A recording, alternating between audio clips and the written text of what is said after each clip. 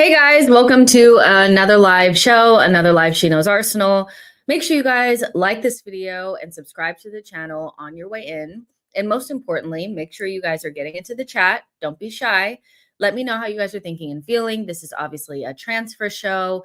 We're going to be talking about kind of all the things that have unfolded over the weekend. I think the last time that we spoke was on Friday. So we'll talk about Zubimendi. Obviously, he's played a couple of full 90s for Spain now. And I think the maybe consensus on him has changed, probably because a lot of you guys hadn't actually watched a full 90 of him. We also saw quite a few wingers out there. I know Arsenal fans are clamoring for Leao. But the game before that, they were like, oh, Nico Williams, is Barcola available? So we'll talk about that. Also, the Sane offer, Arsenal have offered something to Leroy Sane, so we'll talk about that as well. If you guys want me to, talk about the supposed Zubimendi hijack again, we can. I do think it's a little bit of a waste of time unless somebody like Fabrizio Romano or Ornstein says that the tide is turning, but we can definitely talk about that too if you guys want me to touch on it. Also, Victor Gyökeres, Sky Sports are reporting that Man United are doing, having talks with him. So unfortunately, we are probably going to have to suffer the just constant comparisons between him and Sesko next season, which we've lived through Declan Rice and Caicedo, and it's going to get nasty. But I hope you guys are having a really good Monday morning / afternoon. I have a little bit of a different setup here. So let me know if you guys think it's whack or not.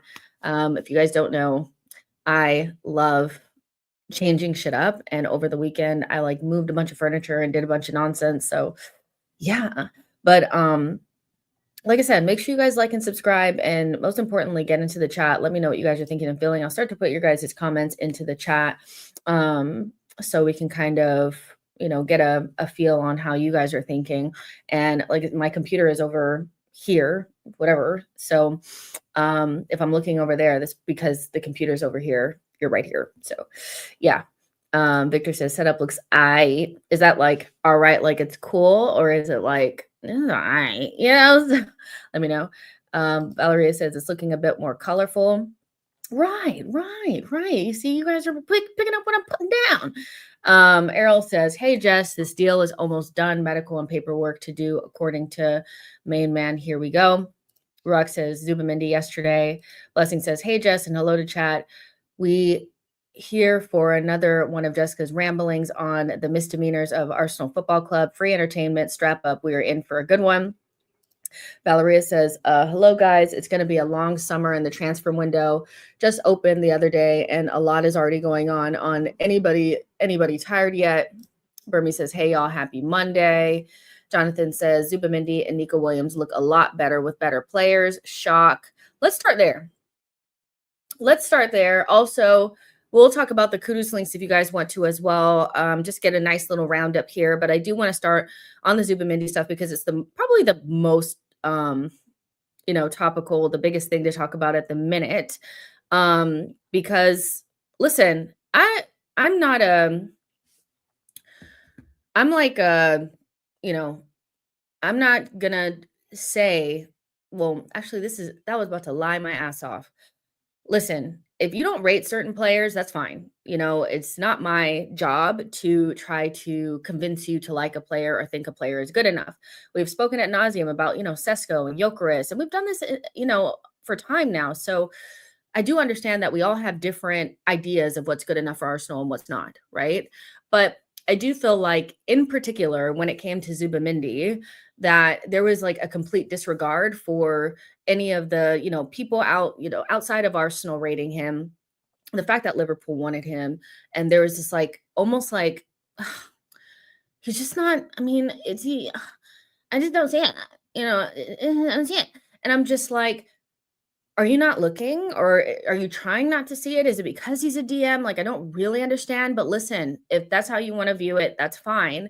I do think with DMs, we're so used to the things that you usually see are the tackles and all that kind of stuff. But when you have more of a cerebral number 6, which That's exactly what Zubimendi is. It's more about his footballing IQ and how he sets himself up for his next pass, how he always kind of knows what's the next thing to do.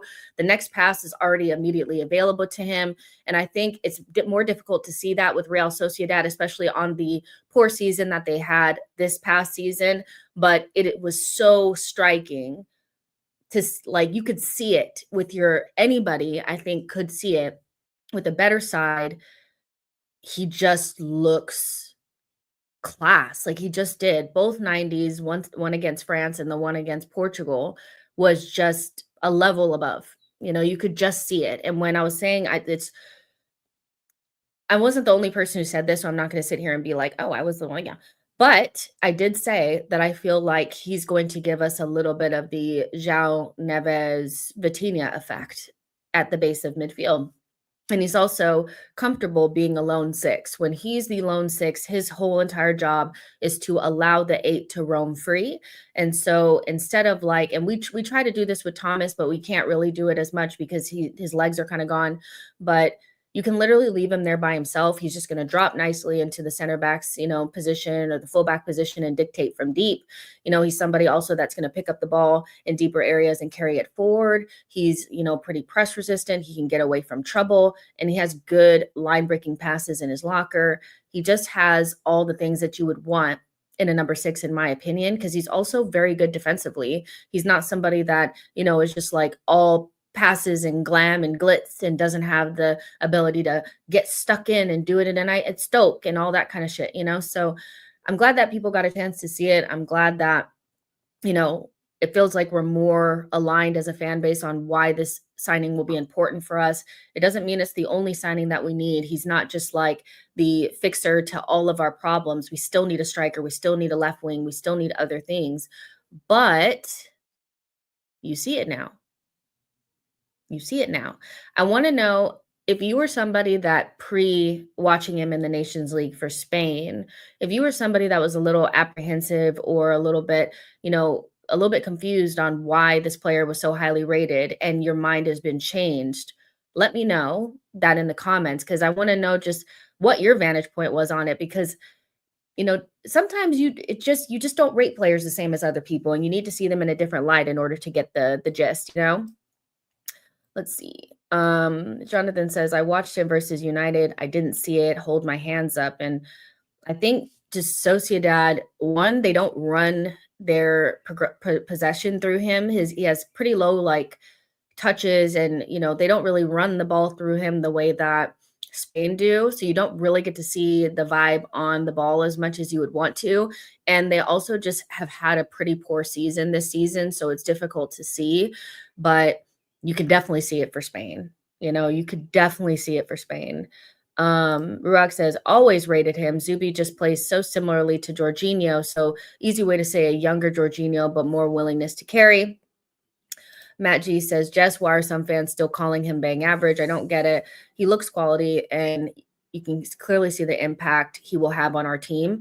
I just think that, one, we're just coming off of a pretty negative kind of time. So everything is bad. Any player that we're looking at or that Mikel seemingly wants is probably not good enough. There's just always going to be a section of detractors, no matter what. We could be signing Gyökeres. There's a section of detractors. There's a signing Sesko, segment of detractors. You know what I mean? We could be signing Messi, and there'd be people saying, oh, I just don't get it. I don't understand, So taking that percentage out, there has been a big percentage that have been converted because they've seen him in a good side for a couple of full 90s and can see what he's like.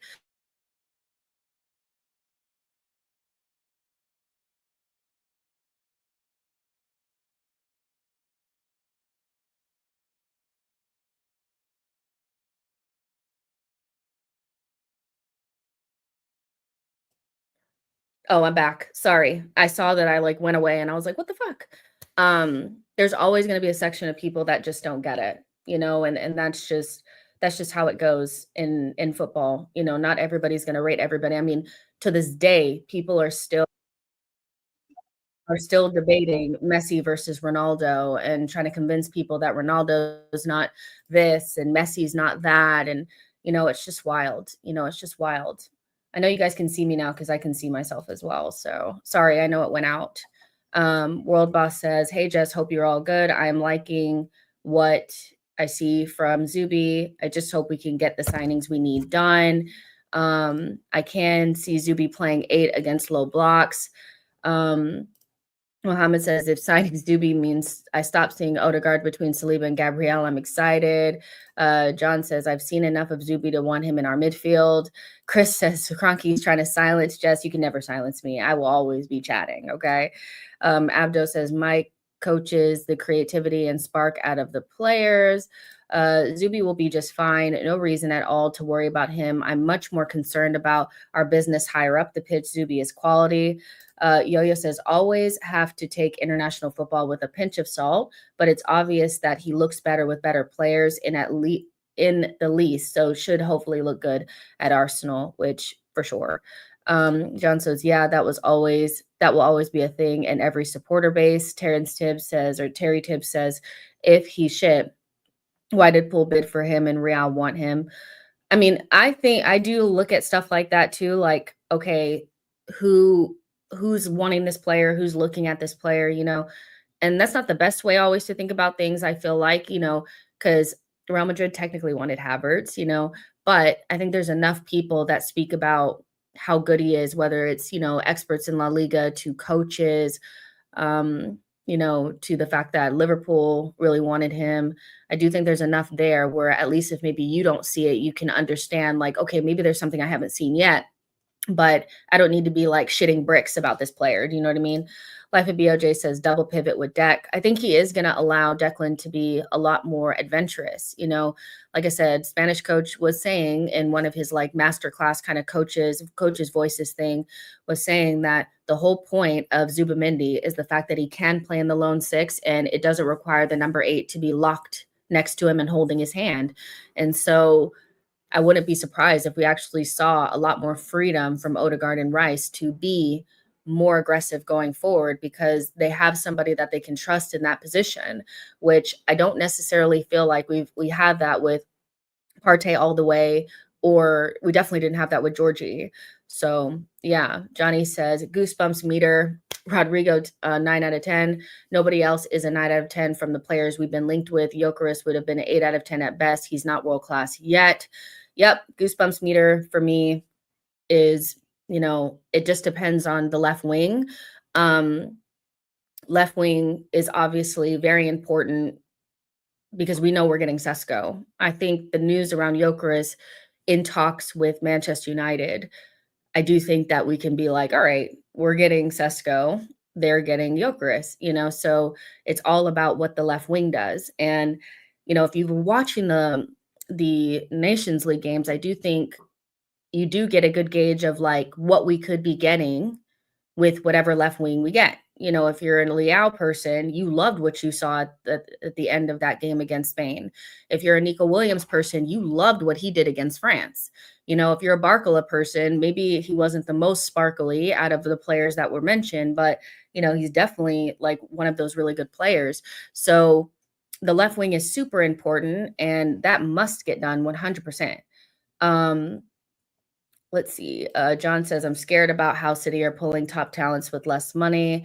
Space Time says, Cats think it's Saliba that's in immediate danger of leaving to Madrid when it's actually Kai. He's the ultimate Hosalu. I mean, I don't think we're under danger of losing Kai, but if they want to take him, they can. Blessing says, the left wing needs to be a winger that can play on the outside. Give me 2 seconds. I just need to grab something super quick before we get into the rest.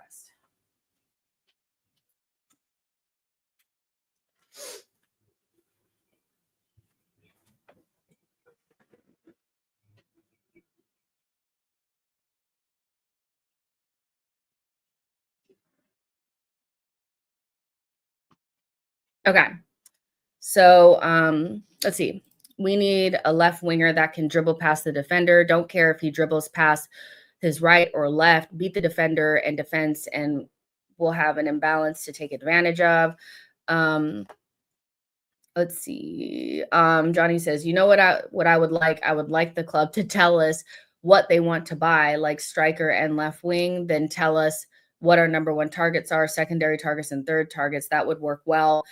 I mean, Arsenal are not very, they're not going to be forthright with stuff like that. I think if they know like a Declan Rice signing or something like that, then we know for sure what our number one target is. But when it comes to like these left wings, and I also think we do know who our striker target is. We know that our striker is going to probably be Sesko. But with the left wing, I just think that maybe they're taking maybe a look at how much Sesko is going to cost so that they know how much they can spend on the right or the left wing. And then they also want to try to get a right wing. I don't know if you guys are up to speed on this, but Ornstein had basically kind of confirmed that we want to get a left winger, a striker, and somebody to cover for Saka. And so that's where the Sane links come in. That's where the Mbeumo links come in. That's also probably where the Kudus links come from. So if you're going to have to actually spend money on a right wing, instead of, bringing in somebody for a free, then maybe you'll steer away from, the more expensive left wing option and go for somebody a little bit cheaper. Like, to me, the cheaper of the two options that we've been looking at is Rodrigo. The more expensive option is Nico Williams because it's a release clause and the wages. So maybe they're waiting to see what's going on with Rodrigo, So I think that's the only reason why we don't know a clear first target, with when it comes to left wing. But I think we pretty much know who our other targets have or will be. We knew Zubi, we know it's Sesko. Now we're just kind of waiting on the left wing. Space Time says I'm 70% sure we're getting Sane. Maxwell says no club tells the fans who they're going to go buy. Shamaria says Sesko, Rodrigo, and Kudus. Jay says Liao is a Maverick. Terry Tibbs says Kate Abdo, Liao is chaos on and off the pitch. Liao and Mendez lit up Yamal's wing. Yo-Yo says left wing must be at the level or same tier at least as Saka. Anything less will not be good enough. I mean, I think the two main options for me definitely give you, to a certain extent, the same thing that you get from Saka. I think also it was a good thing that people got a chance to see Nico Williams, in a better side, where I think there were times where he looked better than Lamine. And we know how good Lamine is. Lamine is probably the best player in the world, so I think seeing Nico Williams, I think, will make people feel like he's better than what maybe they originally thought. And then you have a player like Rodrigo, who we don't need to talk about. We know what he is. We know he's a player that needs to probably leave Real Madrid or play on the side that he's better on to get the best out of him, but we know what he brings to the table. And then you have Liao, and then maybe on the outside chance, Barcola, so to me, all four of those players give you what you're looking for. I think you want to avoid, players that are more, maybe a little bit less experienced. You want to probably get people in that have at least European experience, but maybe even better Champions League experience. So I think one thing that we can say is that the left wing market is not that bad. I think the striker market is significantly more skint, a little bit less exciting. Because once you kind of get beyond like Gyökeres, who there's red flags on him, there's only really like Sesko, Ekitike, there's not much out there.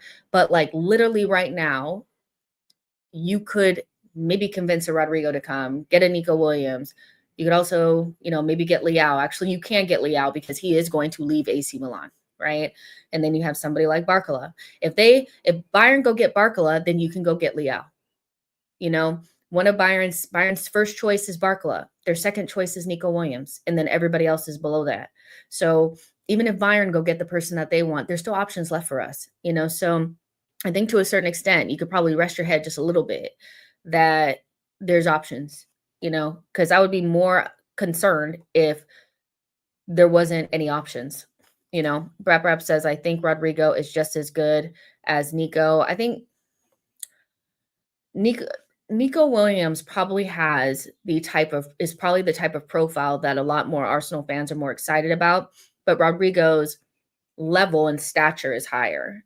Does that make sense? Like if you want Liao, then or Barcola, then you'll probably be interested in Nico Williams because they have that 1v1 ability, the pace, that kind of stuff, where Rodrigo's not really about pace. He's going to come inside and create more, but his stature in the game is much higher than Nico Williams is. He is Champions League experience. He's won things, been there, done that, won the t-shirt. He's much higher in terms of status than Nico Williams, but the profiles are different. I think a lot of Arsenal fans want the other profile, which I totally understand. Pixel says PSG have the highest wage bill in world football, 175 million more than Man City. That's wild. Jonathan says Rodrigo helps us more right now. Happy with either, just get one. Josh says Nico would light up the Emirates.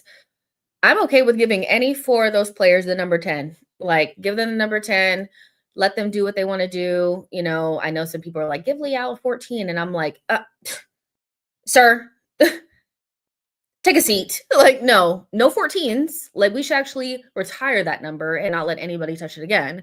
But I'm totally okay with giving those players the wages that they want, the number that they want, and letting them have the run of the Emirates with Saka. I am happy with pretty much all of those options to a certain extent. I think if I had to rate them, it's like joint top with Nico and Rodrigo, the next Barcola, and the next Leao. But to a certain extent, I am happy because we know we're suffering. That's all I'm going to say.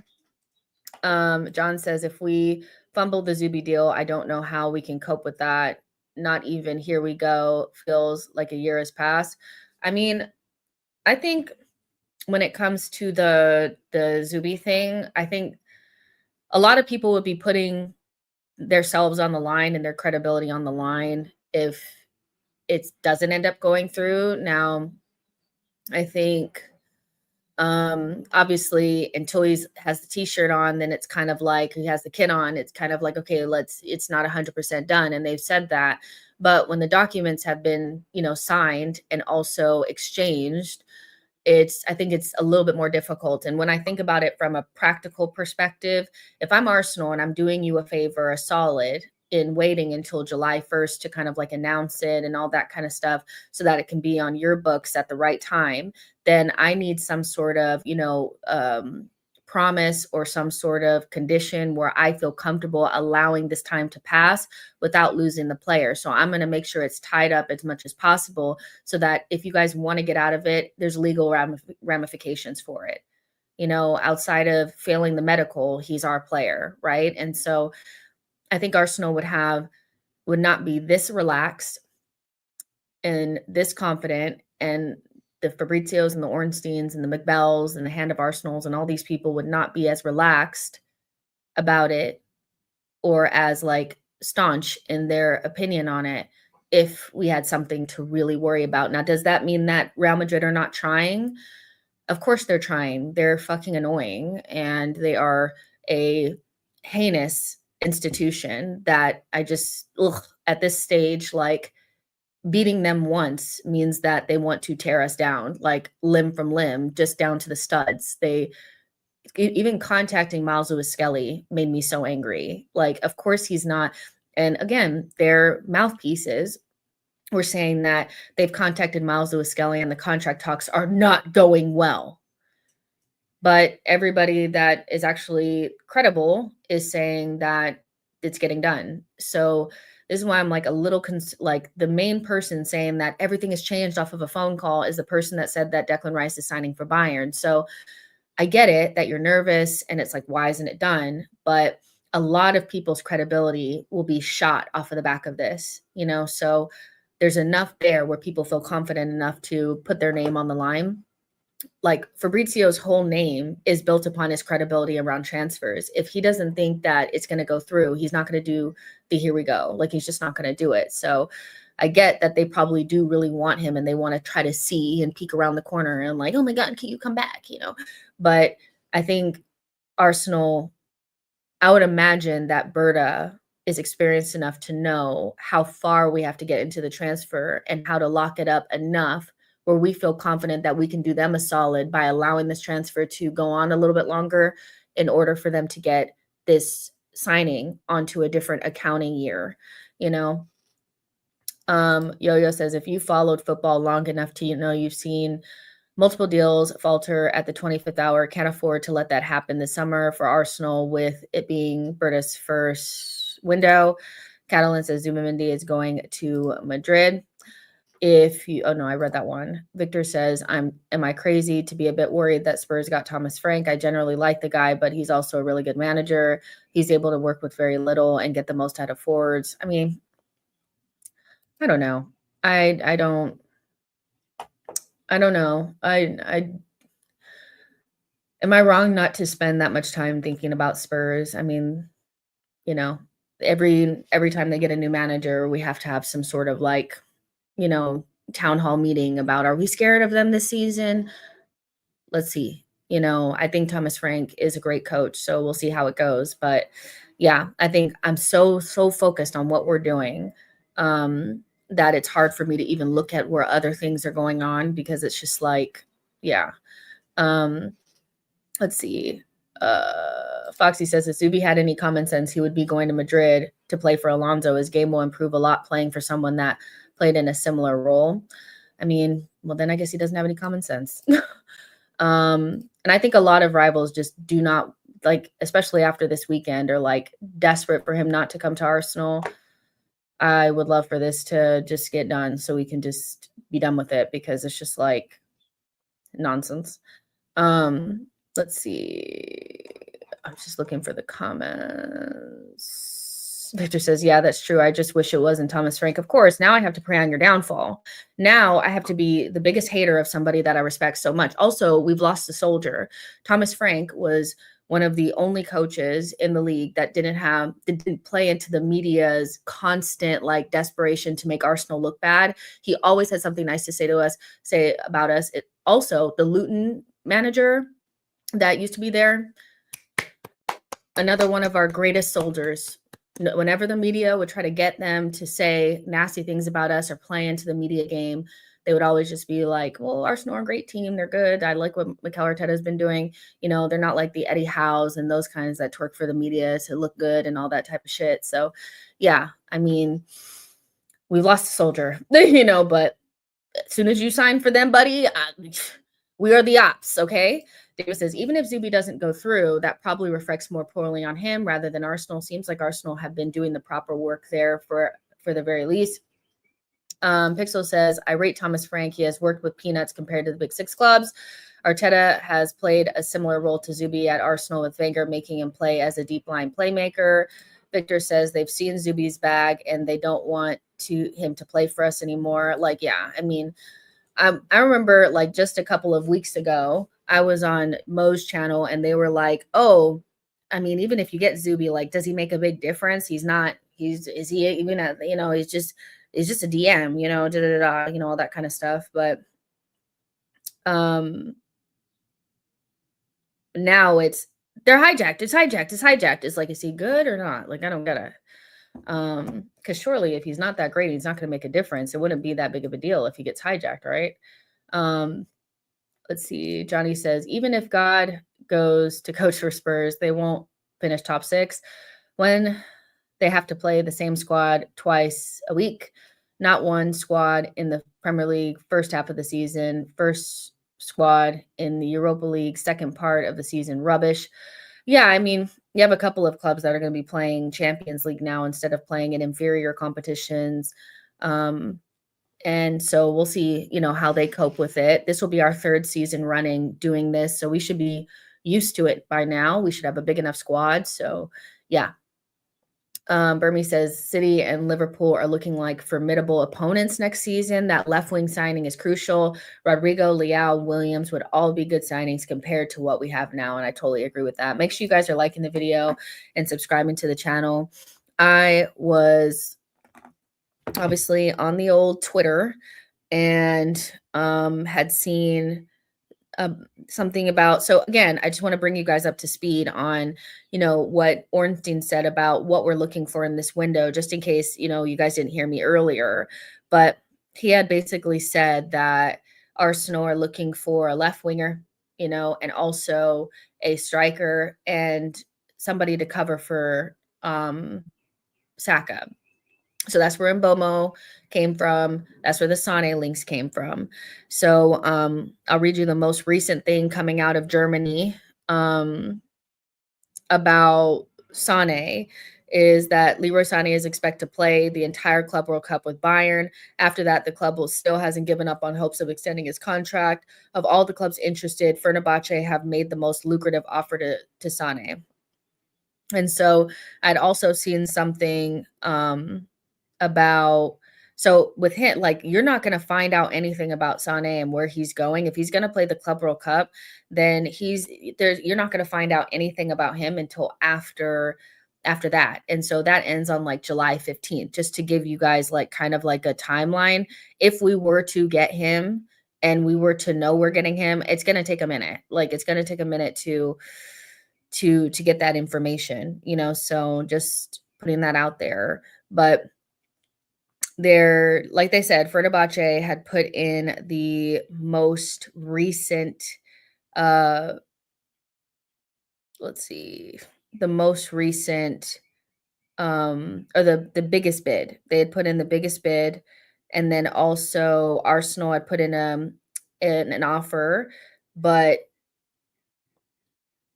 with the least wages. And if we make a higher offer, then Sane would be ours. Bayern extension, it might be rejected, but as you see, they're still hoping that they can get him to re-sign. And Galatasaray is very complicated. So essentially right now, Fenerbahce are leading the race and Arsenal are there, but they probably only want to give a certain amount of wages. So that's kind of where we are, with the Sane stuff. How do you guys feel about the Sane stuff? Have you changed, your feeling on it? Do you feel like, this would be a good third signing on the right-hand side, somebody that, could step in for Saka? Would you prefer to see us go in a different direction? Keeping in mind that, Sesko is probably going to cost around 70 million. And then, whatever the left winger is going to cost anywhere between like 60 to maybe 70 something million. So how much is it actually going to cost to bring in like a Kudus or something like that? What do you guys think about that? Jonathan says, same, would be such an enthusiastic signing. So Arsenal, Maxwell says, Edu had the Timu connection. Stay away from Sane. Olu says, good squad addition, Sane. I don't mind Sane as a third attacker. Johnny says, what, Spurs hijacked Mbeumo? I do see stuff about they're coming for Mbeumo to Spurs. But I don't know if it's done or not. Or let's see.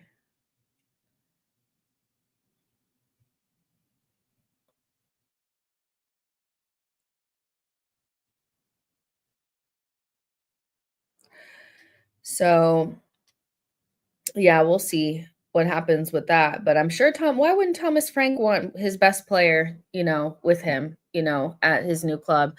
And also they can offer Champions League and Man United cannot. But Spurs are not going to offer those same wages. And I think a big part of why Mbeumo wanted to go to United was they quadrupled his wages. So yeah.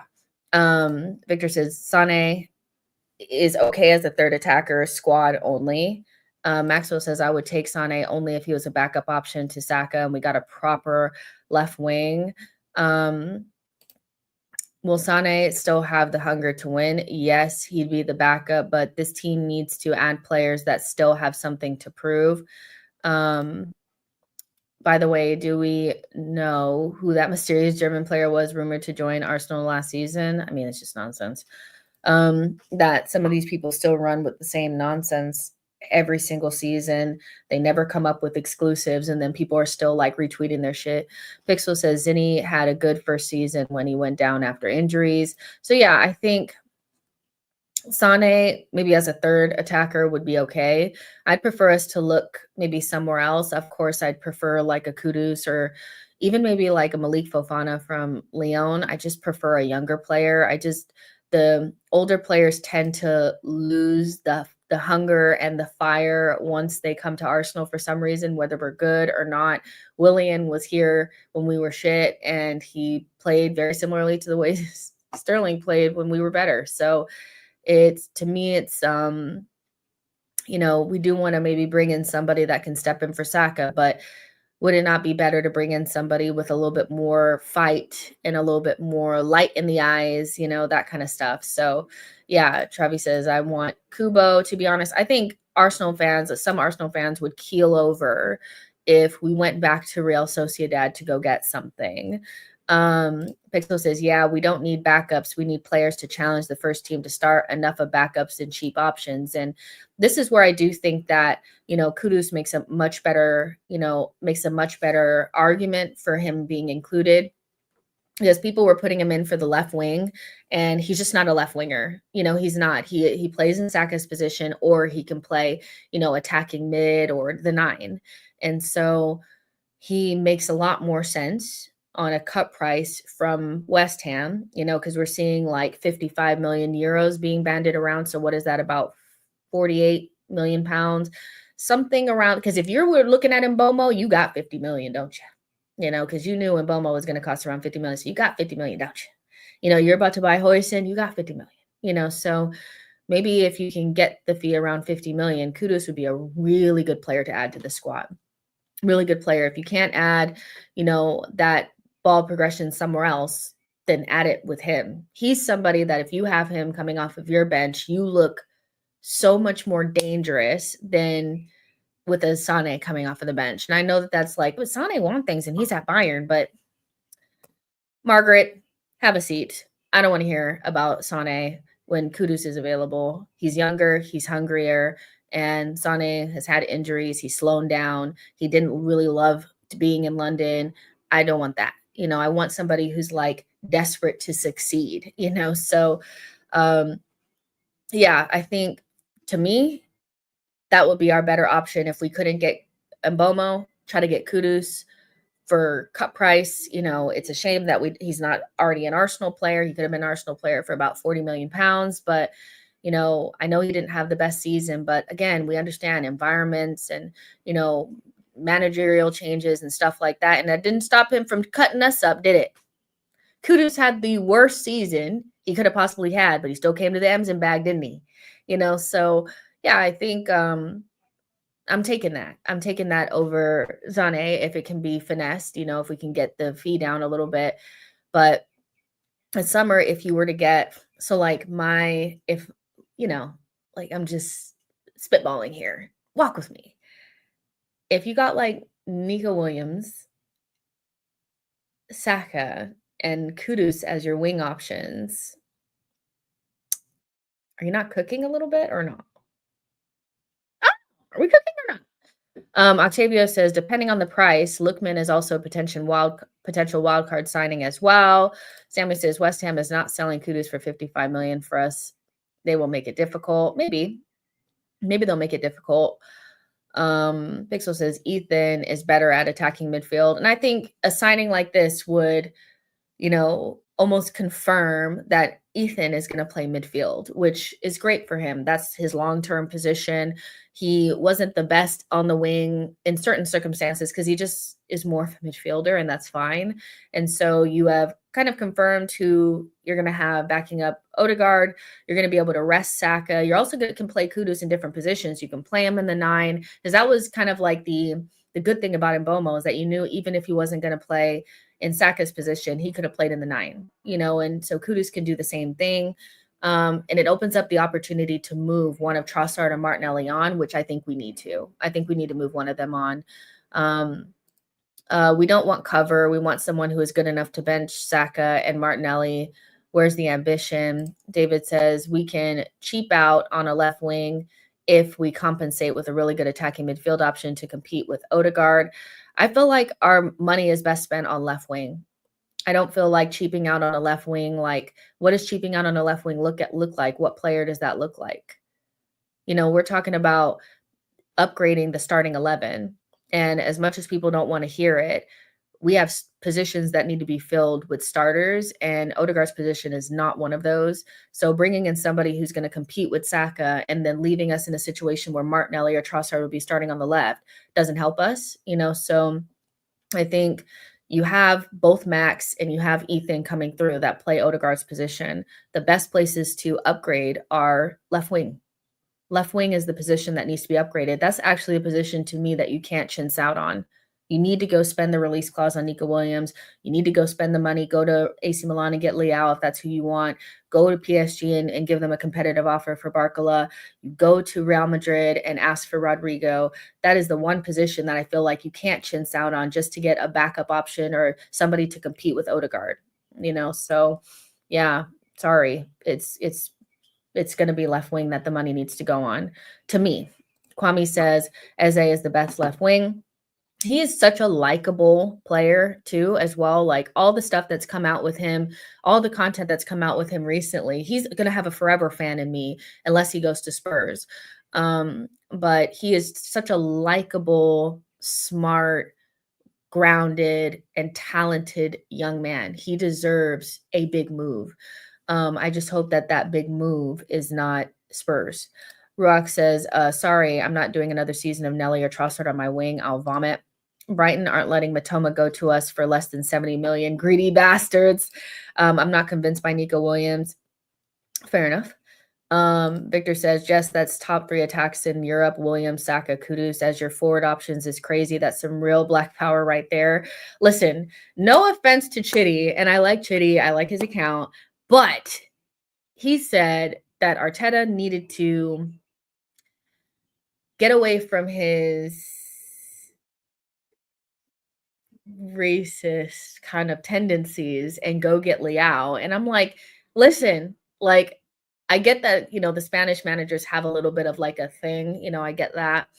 But if it was up to Mikel, his starting front 3 would be Isak, Saka, and Nico Williams. That's blackety black. I don't think we have a problem with Mikel and skin color. I really don't think we do. He wants to resign Party. Our back line is black. Like, I don't know what to tell you guys. I don't think we have that problem with Mikel. Mikel wants those types of players. Like, I mean, Mikel has a plethora of other issues, but wanting these types of players, that ain't it. Like, I'm sorry, it's just not it. Johnny says attacking coaches. I like how Williams finishes his chances. He's 2 tiers above Martinelli. He's what Martinelli was 2 years ago. Now, for some reason, he ended up that unpredictable finishing with some shit. I blame that on attacking coaches.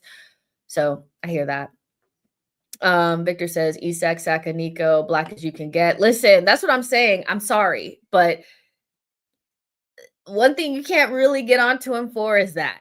You can get onto him about being a stiff coach or, whatever, dyeing his hair and lying about it, whatever. But yeah, no, that ain't it. That's not the one. Chola says, Jess, imagine Rodrigo, Saka, Sesko, and anyone like Sane as a backup is okay with me.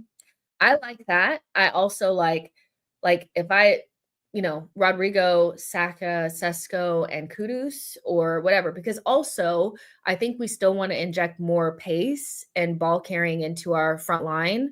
And so I know that Martinelli has pace, but if you get Rodrigo, then you're kind of foregoing that that directness. So bringing in Kudus on the listen, I'm talking myself into it. Is anybody listening to me? Mikel, are you watching? I think you need to go with either Rodrigo, Nico Williams, either one. You get your Sesko, you get your Saka, go over to West Ham and give them 50-something million for Kudus. Do that. Let me not say that because I don't want to get demonetized. Just push me off the fucking cliff if we end up with, we are not getting Alejandro Garnacho. First of all, Arteta is not going to want to deal with his rank-ass attitude. Let's start there, okay? He is just another Martinelli. To me, he's just another Martinelli, roadrunner, head down, running into blind alleys. I'm sorry. Push me off the highest cliff you can find and just let me hit the rocks. There's no way. Garnachas ain't coming here. No, he's not. But Chelsea is interested. Shamara says, to be fair, ex-West Ham employee is very reliable for West Ham and said, we're interested. I think if Kudus is available at the end of the window, we'll go for him. Listen, I'm telling you, because let's look at it this way. What did we say we needed to add to what did we say we needed to add to the front line when the window opened? We said we needed X factor, we wanted more pace, we wanted more goals, ball striking, natural finishers, things like that, and more depth, right? You're adding that. You're adding that. If you add, even if you don't love Nico Williams, you are adding that. Kudus, Williams, Sesko, you've added all three of those things. And we've argued about this. I know that experience is such a big thing for people. It's like, but what about the experience? What about the experience? Experience is very overrated when we start talking about talent coming into a team. We've seen it firsthand. PSG, they had players in their team that, when I was in college, they were barely being born. They're young as fuck, these Doués and these Barcolas and these guys. And they won. Like, if you're good enough, you're old enough. Sesko, Champions League experience, more than 100 goals in his young career, good ball striking, all the things, all the makings of a number 9. We know what Kudus is giving, pace, power, finishing, all that kind of stuff. And you know what Nico Williams is giving. You've gotten all those things, Now, actually, I feel like I need to email Mikel instantly and say, I've solved it for you. Just do this and you will prosper. I've done it, Dio says, talent reigns supreme in football. We could get Kudus like we got Trossard, make a little scandal.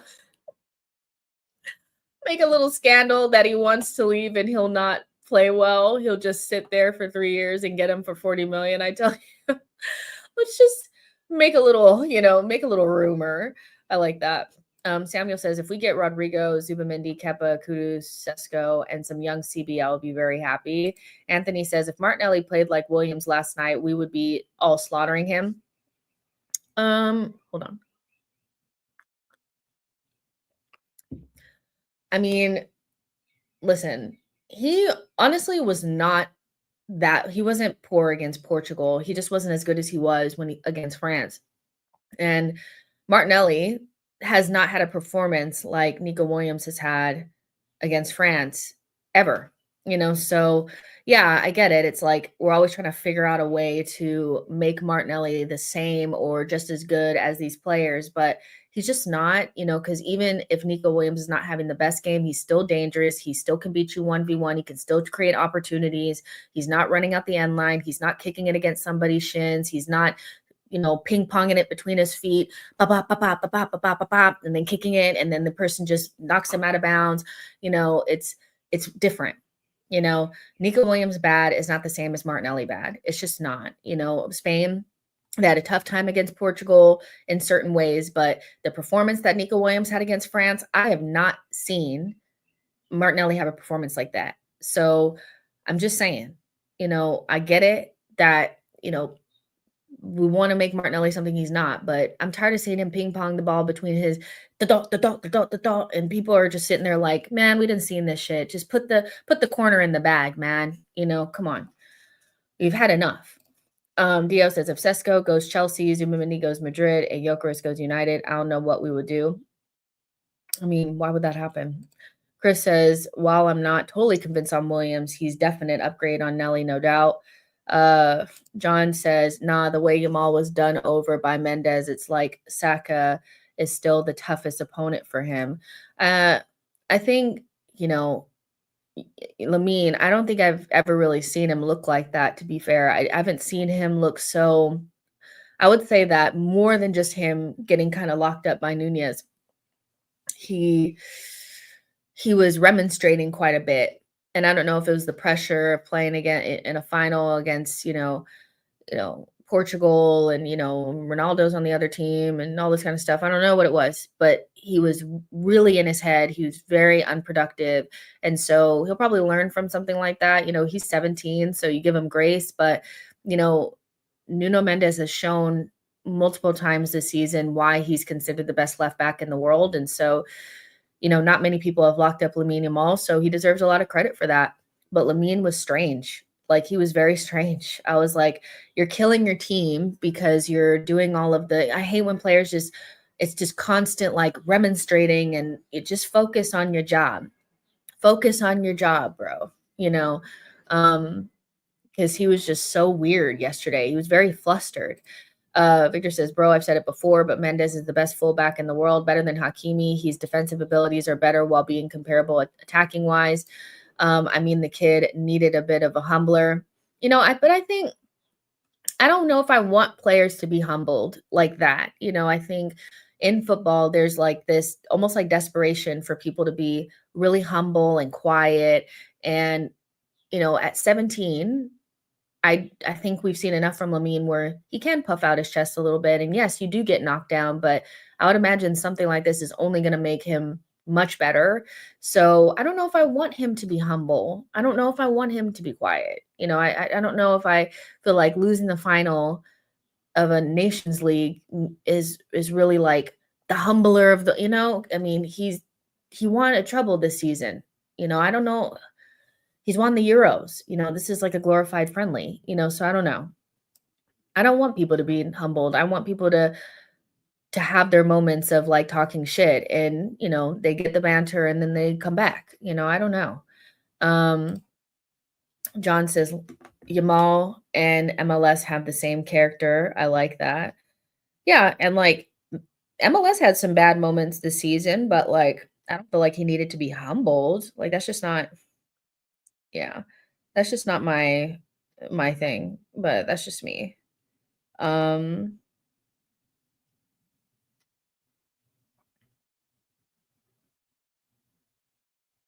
Hold on, I'm just looking to make sure nothing has happened. Okay. So, are you guys going back and forth? Like, is this you guys going back and forth? What y'all doing? What is this?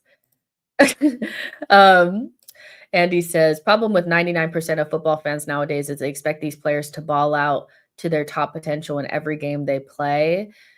Um, yeah, I think so. And I think, people watch like I saw this is like the weirdest thing, and they did it with multiple players, but Barcola came in for France at kind of like the end of that game against Spain, and he wasn't terrible, but he also wasn't like his sparkling best. And it was just like, see, I told you the guy was shit. And I'm like, you watch 20 minutes of a player, and you've had all season to watch this player, and he's been fabulous. He has like almost 40 goal involvements this season, but you watch the odd 20 minutes at the end of a fucking friendly and you're like, I told you that shit, I was shit. It's like, come on, you know, come on. Then Nico Williams is not as good as he was against, France as he was against Portugal. And I told you that guy was shit. Told you. It was like, but he had a full 90 against France where he was fabulous. Like, what do you mean? What are you talking about? So it's just wild. Like, I don't know. I think you have to watch a player multiple times, and like it's hard to make like these hard and fast like conclusions about players, but that's just kind of how it is.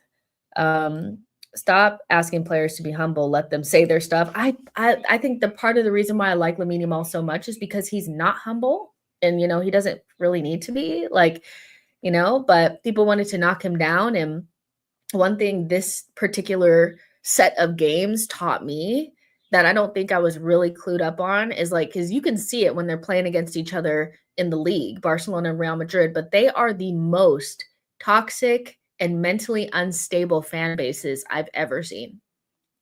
The desperation for Lamine to get humbled, and this like, see, I told Cristiano Ronaldo this, I was like, yeah, I mean, it's great seeing Cristiano win something, whatever, but it's literally fucking Nations League. Like, come on. It's like, I don't know. It was just like the weirdest thing. I was like, you guys are toxic. They're the worst. Foxy says the problem is players are called world-class or generational after a week of playing without achieving anything in the game. The standards have never been so low. Yeah, I mean, the standards are definitely not what they should be, but they're also not, for certain players, it takes them, they could achieve so much or be so good for so long and people still question them. But then other players, they get like this instant entrance into those categories to sit at those tables. And I just think we know what we know. And I think most football fans would at least agree that even if you don't think Lamine Yamal is the best player in the world, like even at 17, we don't need to see much more for him to be considered world class. Like there's enough of a body of work there from 2 seasons to know. There's a tournament in which he played a big part in them winning for, he played a big part in Barcelona winning a treble this season. I just, with Lamine, I just feel like people are trying a little bit too hard to like be fucking hipster or, be cute or be different. And it's like, your eyes say what they say. You see it with your own fucking eyes. Like he's the guy. Like he's the guy. Do we have to find his villain, his arch nemesis, his Ronaldo? Yes, we do. And I'm sure a player will come up sooner rather than later. But he's the guy, so of course people are going to want to humble him, but I don't want him to go into a shell. I want him to chat and talk his shit, because that guy is fun to watch when he's on, and he's usually on. He is sickening. He's so good. But well done Nuno Mendes, because I haven't seen very many people lock him up, so well done him. With the way Yamal is playing, would he be considered world class in the 2004-2008 era? I mean, that's hard to say. I feel like comparing eras to me is almost like it's not an effective way of thinking about things, because I feel like you can go one of two ways, right? Because people usually use the past to make the present feel better. So it's like, oh, but they're way better than whatever happened in the past. And I'm like, if we start comparing eras like that, then a lot of things that happened in the past will be like null and void, right?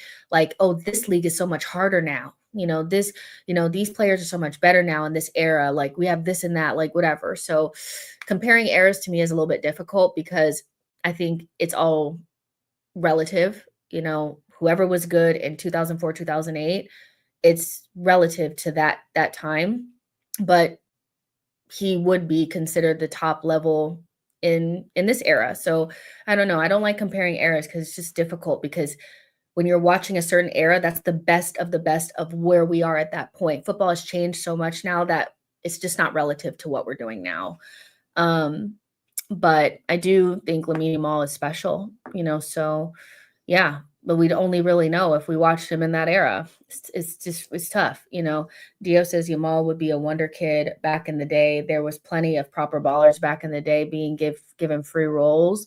And I also think like there'll be a group of players now that will benefit from football changing, because I'd done like a video about football evolving maybe a week ago, and you can see it right now that teams are really moving away from the stiff kind of position, inverted fullbacks, very like robotic type football, and going back to traditional number nines, free flowing football, number 10s, very simple flying fullbacks, things like that are definitely like with the emergence of Slot and Luis Enrique. And you're also seeing the younger managers, especially even in the Premier League, are not really adopting to the Pep style. They're adopting to different things, So I think this next group of players, the Shirkies, the Barcolas, the Doués, these types of players will really benefit from a style that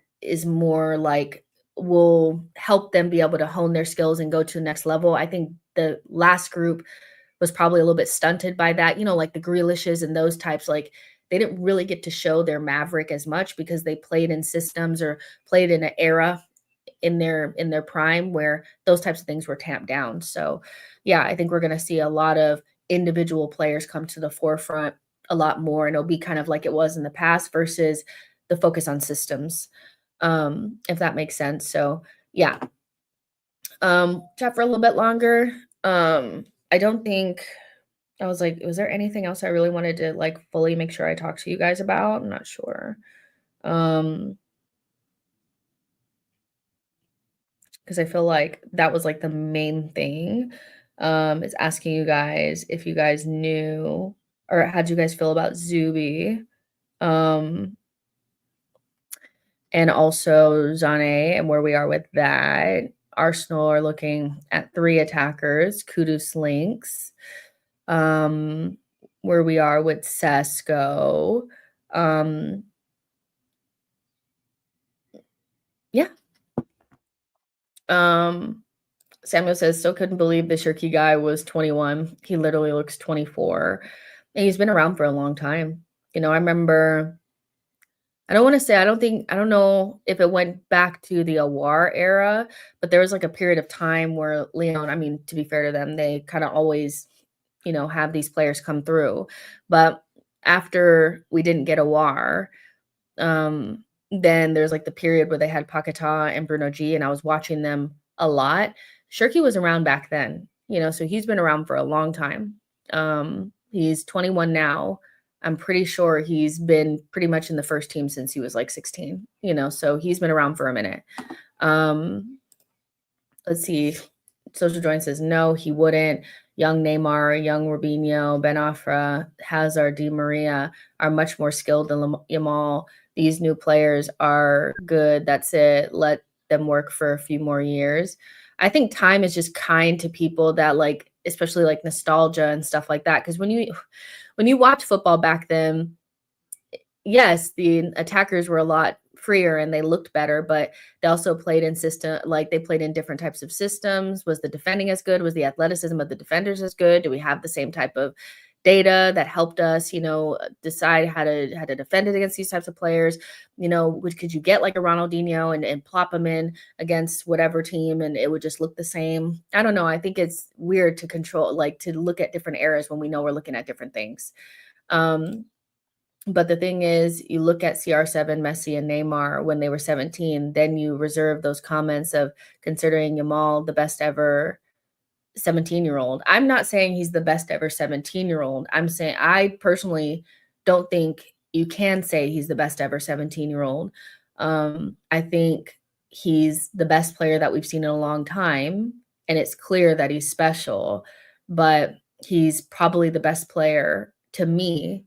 I think there's enough there for him to be the best, player right now, so but yeah, I think it's yes, it's I don't like comparing eras, because you can do it either way. And I've seen people try to, be disingenuous about, okay, well, winning one title against this city team is more impressive than winning a couple against the Sir Alex Ferguson Man United. And I'm just like, yeah, but back then, Sir Alex's Man United was the city.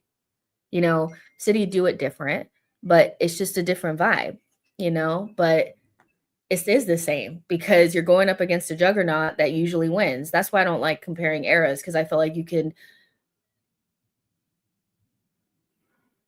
just use it to manipulate shit either way. I don't like that. Yamal is top 3 players in the world right now. It's not Yamal's fault that the ballers aren't in vogue right now, but he'll fix that. You're already seeing it though.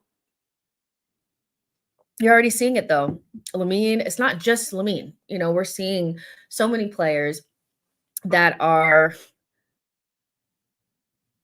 we're seeing more traditional number 10s. We're seeing a lot more individualism. I think the first step was teams going back to traditional number 9s. I think that once that started, then it was like, okay, the best way to work with a traditional number 9 is to have a 10, and then so the 10s came back. And over the next probably 3 or 4 seasons, 3 or 4 years, we'll see it.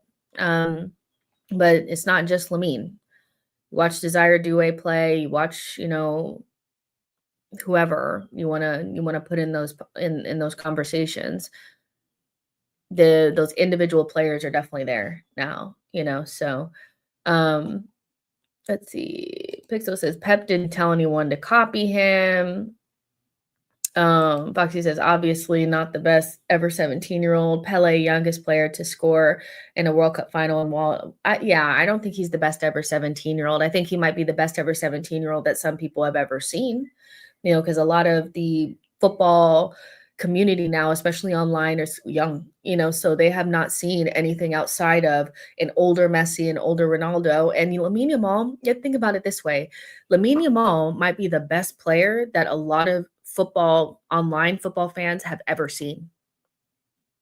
If you're my age, you remember like Ronaldo when he first got to United. So you remember all of those things. You remember what he looked like as a young player. You remember Ronaldinho, at PSG, you remember him at AC Milan, you remember him at Barcelona, you remember him all those places. Some people don't have those memories, so they can't harken back to those times. So Lamine might be, especially coming out of the Pep era where things were so robotic and there was no individualism, and the best individual player that you could probably find is probably like KDB. Now you're seeing these individual players coming out. This might be the best thing you've ever seen. Genuinely. Best thing you've ever seen, possibly, outside of the latter years of Ronaldo and Messi, you know. Even Henri was a beast. These men never seen Ronaldinho when he was a wonder kid. I just don't think I think we have to remember that some people just literally haven't seen anything. Marco says, Jess, off topic question. What player, current or retired, that your playing style most resembled? I mean, I want to say I was similar to Vieira, but I don't think I really was. I think, I didn't have the same level of skill. I was more of like just like a DM, like very much so somebody that cleans shit up. So maybe like a Fernandinho, maybe like a Fabinho, maybe like a Michael Essien, something like that. And then also the right back as well. So like make of that what you will. But I was athletic, I was fast, and like a lot of like my coaches would tell me to follow like the best player and keep them from scoring. So I don't know if you guys know who Alex Morgan is, but I grew up with her like in the same area, and she played on like an opposite club team. And I remember our coach told me just to follow her and just to stop her from scoring, which was the hardest thing I've ever had to do. And I did it, and it was tough, but that's pretty much the type of player that I was. Like I was more of like I would say I was like a water carrier. Like I don't think I wasn't like the main attacker or anything like that. That's why I really do respect like the Vieiras and the Gilbertos and like the DM position in general, because it is important, but it's often overlooked because it's not a vanity position. Fullbacks are also shitted on quite a bit too because they're the worst player in the team. So make of that what you will. Let's see. Oh man, Park Ji-young. In my opinion, Yamal was the best 17-year-old I've ever seen, but it's because the past 17-year-olds weren't trusted to orchestrate an attack like he is right now. Justice Flamini. Respect me. Respect me. But yeah, it was like the typical story with me. I think most people that ended up playing DM or right back were eventually moved backwards because they weren't good enough attackers. I only remember playing in attack when I was like really young, and then once I got to club, they were like, you're a midfielder. And then I was like, okay, I'm going to be basically breaking ankles. Great. So Jess, what's a football player? Was a football player? What happened? I played in college, and then after I played in college, I was done. Like I didn't really, I mean, if I could go back in time, I might have tried to play professional overseas, but I didn't know that that was an option. So I just quit after college, like, cause I played in college too. So yeah, but yeah. Let's see. Marvin says, big up Jess. What's your take on the Gyökeres and Sesko? Gyökeres has scored a lot of goals, but he plays outside of the top 5 leagues. I think he's more of a risk than Sesko. What's your take?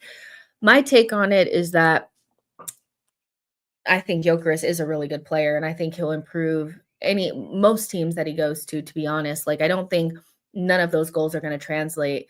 I would say that because I'm not like somebody that nobody knows 110%. I think every single transfer is a risk.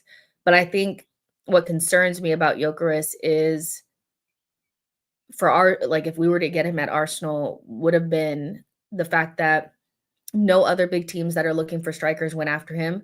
Liverpool are looking for a striker, Chelsea is looking for a striker, and only really Man United are really like forcefully like trying to get him. That concerns me because I would imagine that most data and transfer teams have a risk analysis because football transfers are very expensive. And so he's going to be a huge outlay with the wages and the fee. So you want it to work, especially because he's 27 or going to be 27 soon. So I would imagine that the risk analysis may have said for, a team like Arsenal or a team like Chelsea or Liverpool that getting this player might be a pretty big risk. I think that they place the moving from Portugal, the Portuguese league to the Premier League as a pretty big risk. Now, also his playing style is something that Arteta would have to change things for. And I don't trust Mikel to change our style of play. Would I like him to maneuver our style of play a little bit so that we can play a little bit more fluid and be just a little bit more, direct? Yeah, of course. But I don't think he's going to do that. So those are probably my cons over Gyökeres. My pros are that, he's just coming off of a title winning season with Sporting. He's played in England before with Coventry. He's clearly a confident guy. I think your number 9 needs to be quite confident. I think they need to feel like they're the guy. They need to feel like they can come into a good team or a top team and make a difference. And so those are definitely the pros. I think with Sesko, the pros are that he clearly, in my mind, has all of the attributes that you would want in a top striker. They're just not fully honed because he's still young. But if there's one that probably has a higher ceiling, it's probably Sesko. It's just, can you get him there? And how long is it going to take? The con with Sesko is that Havertz will still be starting, which I think is a major con for a lot of people, because especially for me, because I just feel like Kai just leaves a lot to be desired in some ways for me.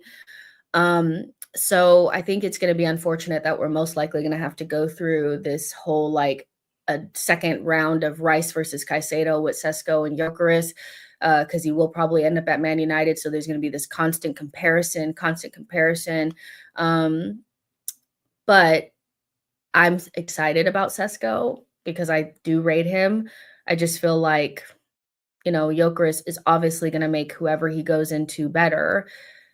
Do you want to go after the guy that's going to make you better, or are you going to go after the guy that's probably going to end up being one of the best strikers in the world in 2 to 3 seasons? I don't know. You let me know. So that's kind of my take. But I'm scared. I am scared of Sesko having a tough adaptation because I just know how the fans are. And I really just want him to do well when he comes in. So, yeah. Let's see. Social Join says Gyökeres will bang goals. That's 100% for sure. People just need to just hold it. I mean, listen, I think he'll score goals for them. And I think he fits their system because he'll be playing for the coach that he was playing for before, which makes it, I think, a better fit from that perspective. But there is a world where all the way that he plays, the style and the adaptation to a much better league does take away some of those goals that he scored, but he will score goals. Like, we know that for sure. So yeah. John says, yeah, that would be tough for both Sesko and Arteta. Andy says Gyökeres, 33 league games, 39 goals. Sesko, 33 league games, 13 goals. Open the eyes, people. Sesko isn't even the best striker at his current club. Yeah, I mean, listen, I saw people pulling up passing stats for Zubimendi because his passing stats at Sociedad are not better than anyone else's. They're quite just average. But when you actually watch him with your eyes, like we did the other day, then it became more clear that environment does play a key part. And if you've watched RB Leipzig, you understand. But I think people are making it too much of a Sesko is shit, Gyökeres is amazing. I think that's too much. It's team too much, way, way, way too much. Victor says, I'm telling you right now, Sesko will give us some of the most athletic goals you'll ever see. I imagine a floating ball from Odegaard to Sesko and all the things he could do with those passes. Johnny D says, Rice versus Caicedo will be a no-show next season. Chelsea will struggle to finish top 5 when their top midfielders will have to play twice a week. Can't wait. Just who's the best player you have ever seen, or the greatest player of all time in your opinion? Well, my GOAT will always be Ronaldinho, and there's nothing that I can see from now until the end of time that will change how it felt watching him play. I know that's Messi Ronaldo's world, but I'm stuck. I'm just stuck there. I had major beef with Pep for probably about a decade because he got rid of Ronaldinho at Barcelona. And then I get that they were successful post him, but I used to think I was a Barcelona fan. But when Ronaldinho left, I was like, I'm not a Barcelona fan. I just like Ronaldinho, and I don't care about this fucking club at all.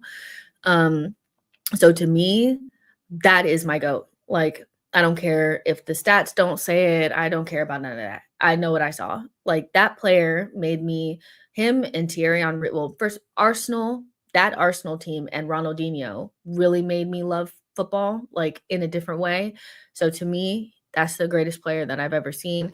The greatest player that I saw live in person was Neymar. Very weirdly spoken about player that was clearly right behind the Ronaldo and Messi in terms of level of talent. But yeah, he was the best player I saw live. Because unfortunately, I didn't get to see Thierry and them live. So yeah. Arteta is going back to the 2022-2023 season tactically with Zubi in the proper left wing. Ronaldinho is the best there ever was. I agree. My only problem is that he only did it for about 3 or 4 years, and Messi grew up with him in a super winning mentality. Messi's future attributed to Ronaldinho also. It just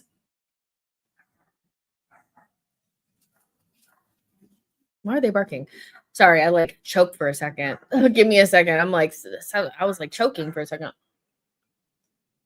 But yeah, I think there's just certain players that just make you think about things differently. And when people are like, oh, he's the type of player that gets you off your seat, kind of thing. And they're talking about certain players that play now. I'm like, yeah, Ronaldinho, I would be like up on the screen, like, everybody be quiet. He's like, has the ball. Like, that's when we're talking about entertainers, that's what I'm looking at, so, but football was different back then. And then we went through the weird era where like nobody did anything. And now individualism is coming back, so yeah. Social Join says, I'm not a Barca fan, but R9, Rivaldo, Ronaldinho, Eto'o is why I have their shirts. Those are really good players. Like, those are special players, like very nostalgic, like heavy players in my era. Neymar, 2015, 2016 era was the best ever dribbler I saw since Messi was 19 years old. Samuel says, both your favorite players are very talented, but not behaving people. Arteta's got a problem with people not being nice and not being good boys. I don't have that problem.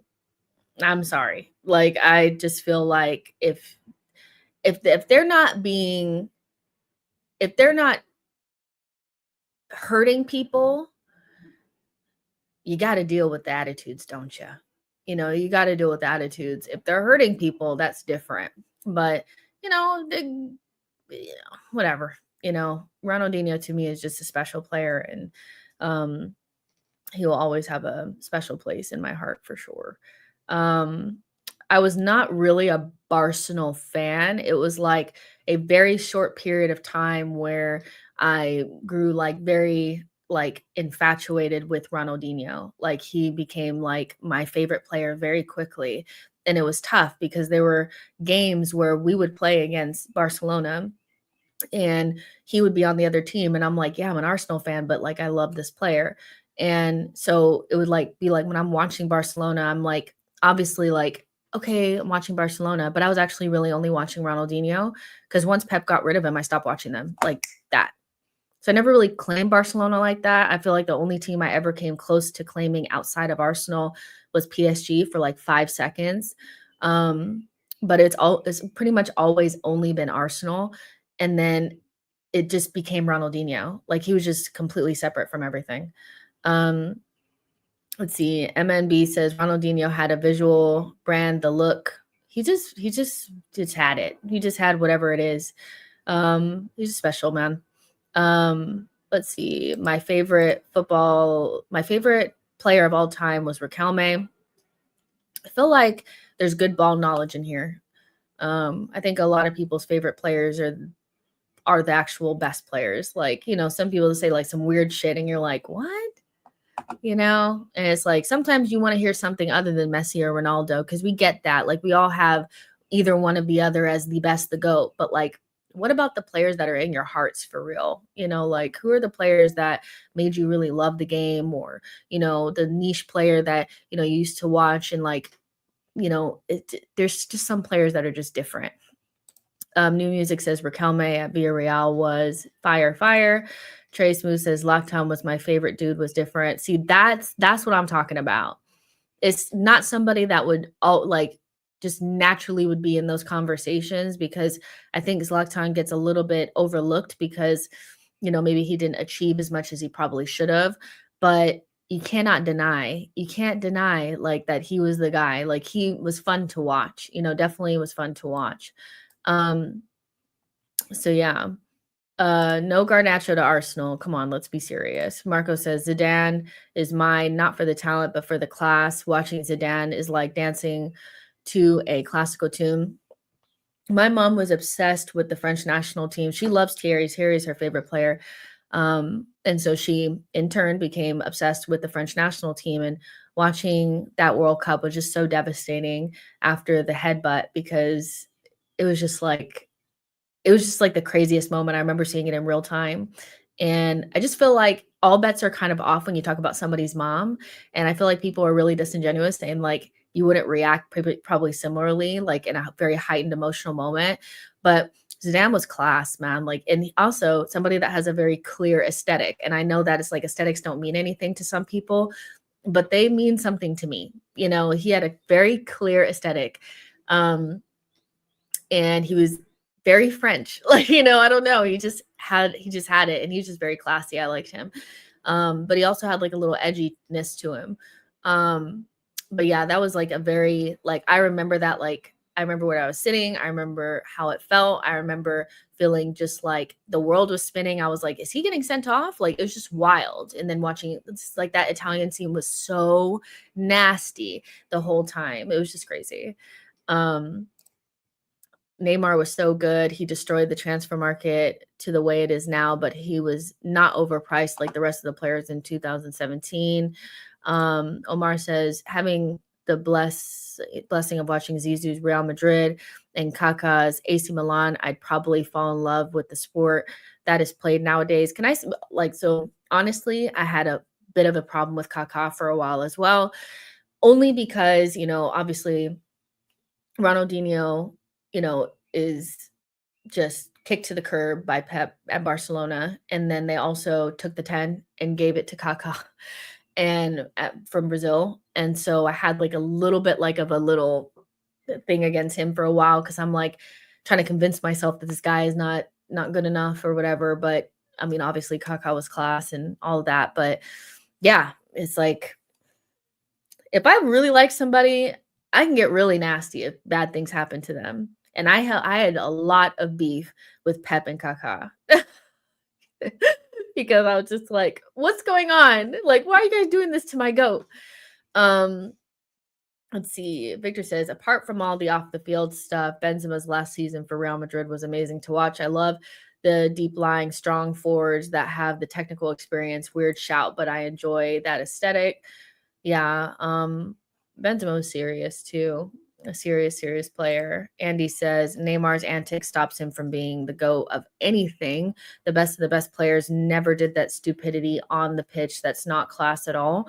I think Brazilians are misunderstood. And maybe this is because a lot of like my favorite memories are attached to the Brazilian national team, but I just feel like they're misunderstood, and their passion and like true love for the game makes them a little bit erratic and emotional in a way that other people really don't understand and look at it as like petulance or, just embarrassing or bad sportsmanship. And I just think you can look at the myriad of like Brazilian players and probably come to the conclusion that they're just quite fiery people. And so to me, it's just more about the way that they've been brought up, less than them just being like these horrendous people or whatever. I just think that's a part of the package. When you get a Brazilian player, you're going to get like the Joga Bonito, you're going to get the flicks and the tricks and the fun, but you're also going to get a little bit of that, that passion and that fire. And sometimes that makes them incredibly emotional. I spoke about, Vinny a couple of days ago that I feel like he has a little bit of that and he needs to maybe just tune it back just a little bit. But there's not a Brazilian player that I don't know that's not incredibly emotional. Gabriel Jesus looks like he's going to cry every time he steps on the pitch. Like, I just, yeah. So, Space Time says, I'm literally thinking of seeking out witches to manifest fine being replaced by a gume. Marco says, I had a guy at work tell me that Brazilian players shouldn't celebrate after going up 3-0 on a team at the World Cup. It's a cultural thing for sure. I love that kind of player. Romario and Bebeto deserve a mention as well before my time, but I remember watching a video about the World Cup USA 1994. Yeah. It's interesting the differences in the players and where they come from and how they're brought up. And I just feel like a lot of Brazilian players are looked at quite similarly, that they're these emotional outbursts that they have just come from the way that they were brought up. I understand some of the other stuff, like somebody is saying like the situation with the ref and off the field stuff with women and stuff like that. But for the most part, I feel like Brazilians just have something that it comes with the package. Kamal says, I want to see goals and skills, not boring possession based, do the right thing 24/7 football. You didn't see the pass to Williams. From who? From who? I'm not watching any footy right now, so damn, I ordered something this morning and it's already here. This is why you can't go away from Amazon. This is why you can't go away.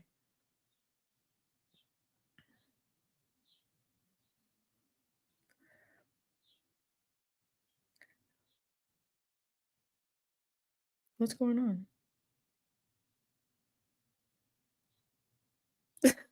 I'm trying to understand what's going on because people are like panicking on the timeline, and I'm like, what's going on?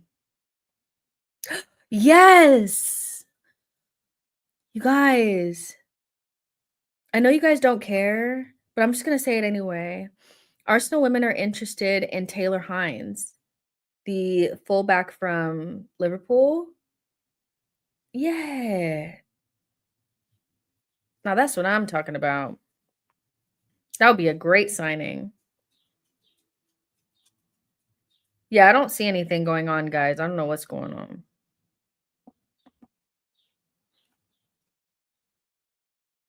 Yeah, I don't know what's going on. She's cold. Getter. Space Time says, my first memories of Arsenal were Fabregas, Nasri, Rosicky. For Mill Silky, Arsenal is the only Arsenal. I can't handle another 24-25 season.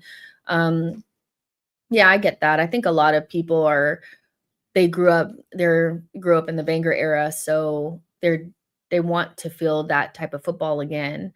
I don't know if we'll ever get 100% back to that same level, but I do think that there's a way that we can get back to closer to 22, 23. And I think we're all pretty okay with that, So, yeah. Samuel says, Liao to Al Halal happening, I think. What? What are you talking about? Really? Say it ain't so. What's going on? What is going on? I thought that was Nunez. There's no way he's going to Al Halal. That would just be ridiculous. I think Nunez might end up there. Who is the best all-arounder player ever?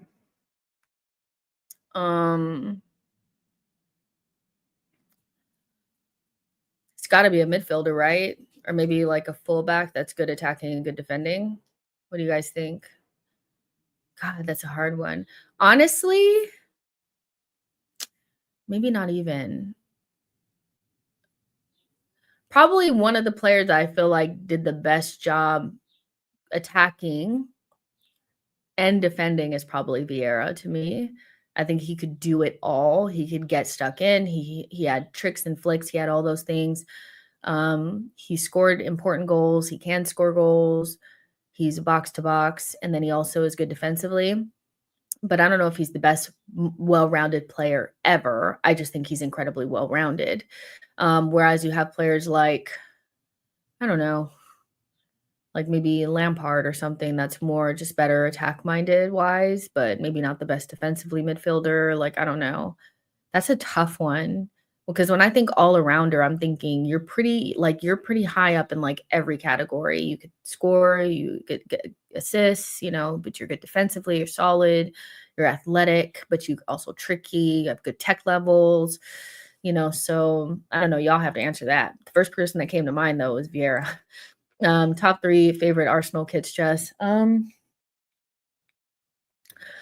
O2, Burgundy O2, yellow and blue O2, and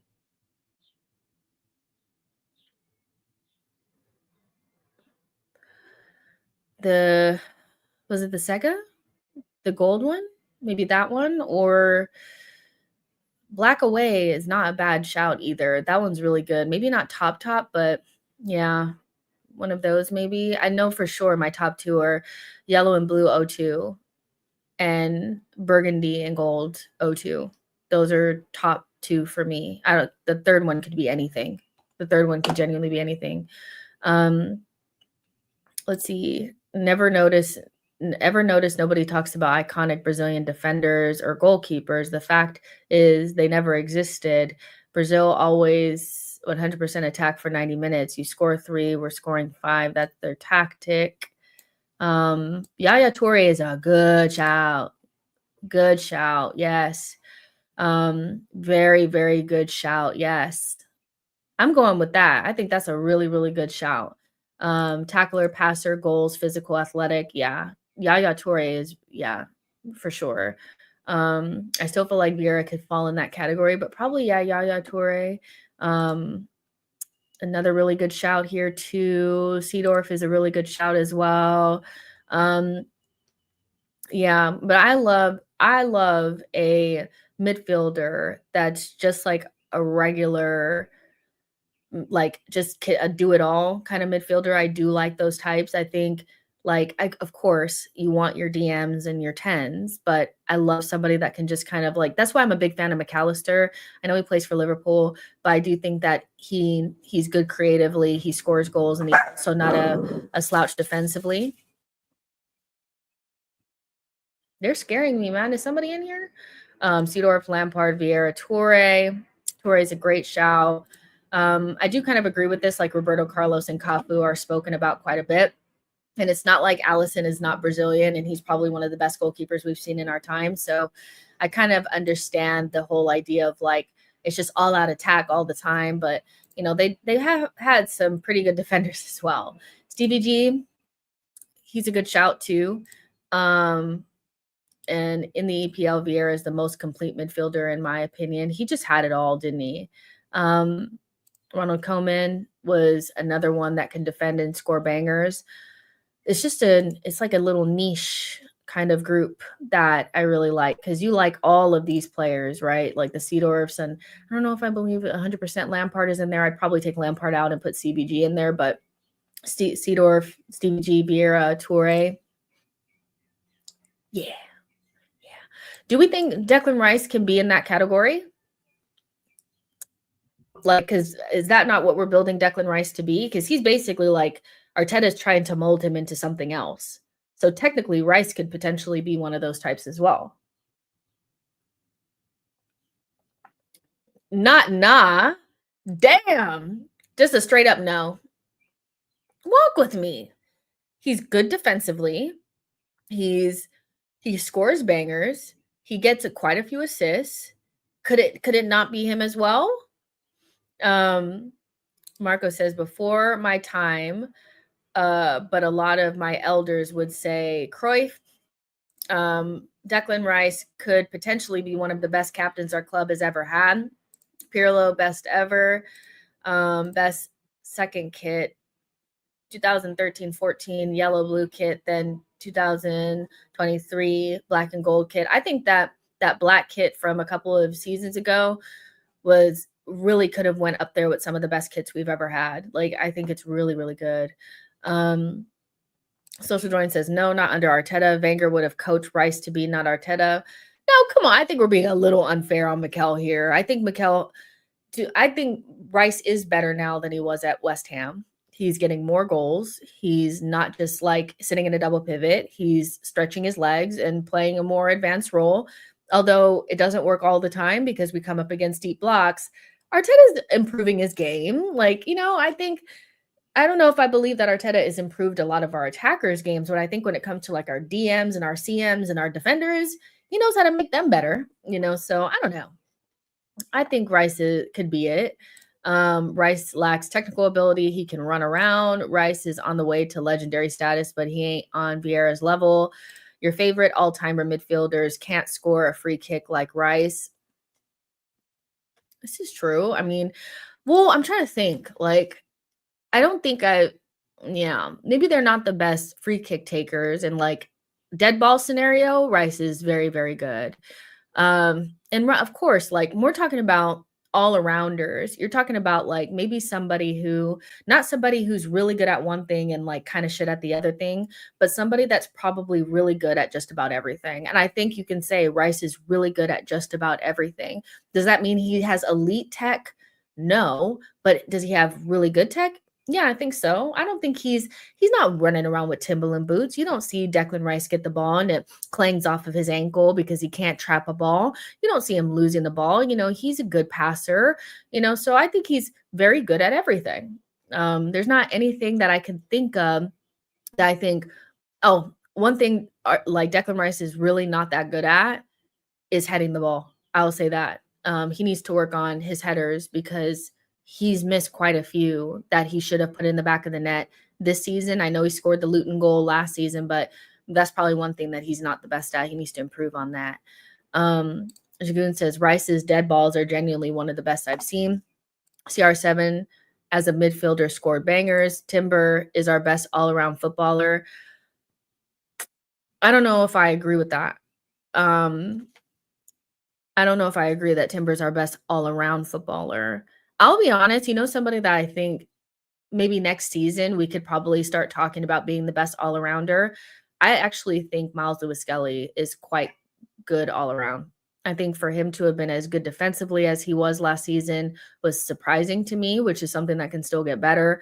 He's good at carrying. He's good at passing. If he adds the scoring bag too, which he does have the capabilities for, I think he has a better case of being a good all-arounder than Timber, because Timber's strengths really lie in his athleticism and his 1v1 defending, his ability to carry, but he's not the best passer and he's also not the best in the final third. He's just so elite at the other things that it doesn't matter.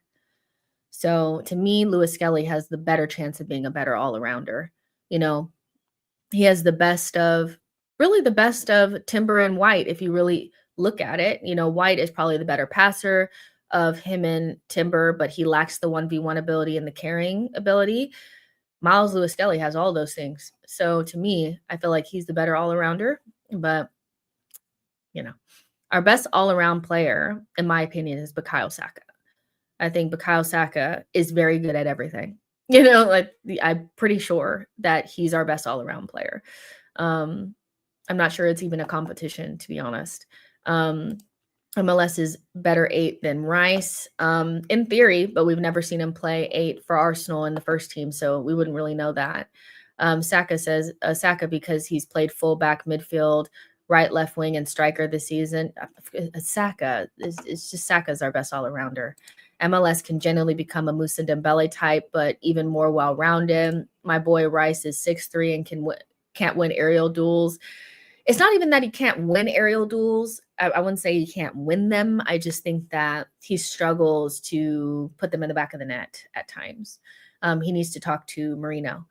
If Calafiori gets disciplined, he's pretty good at all around as well.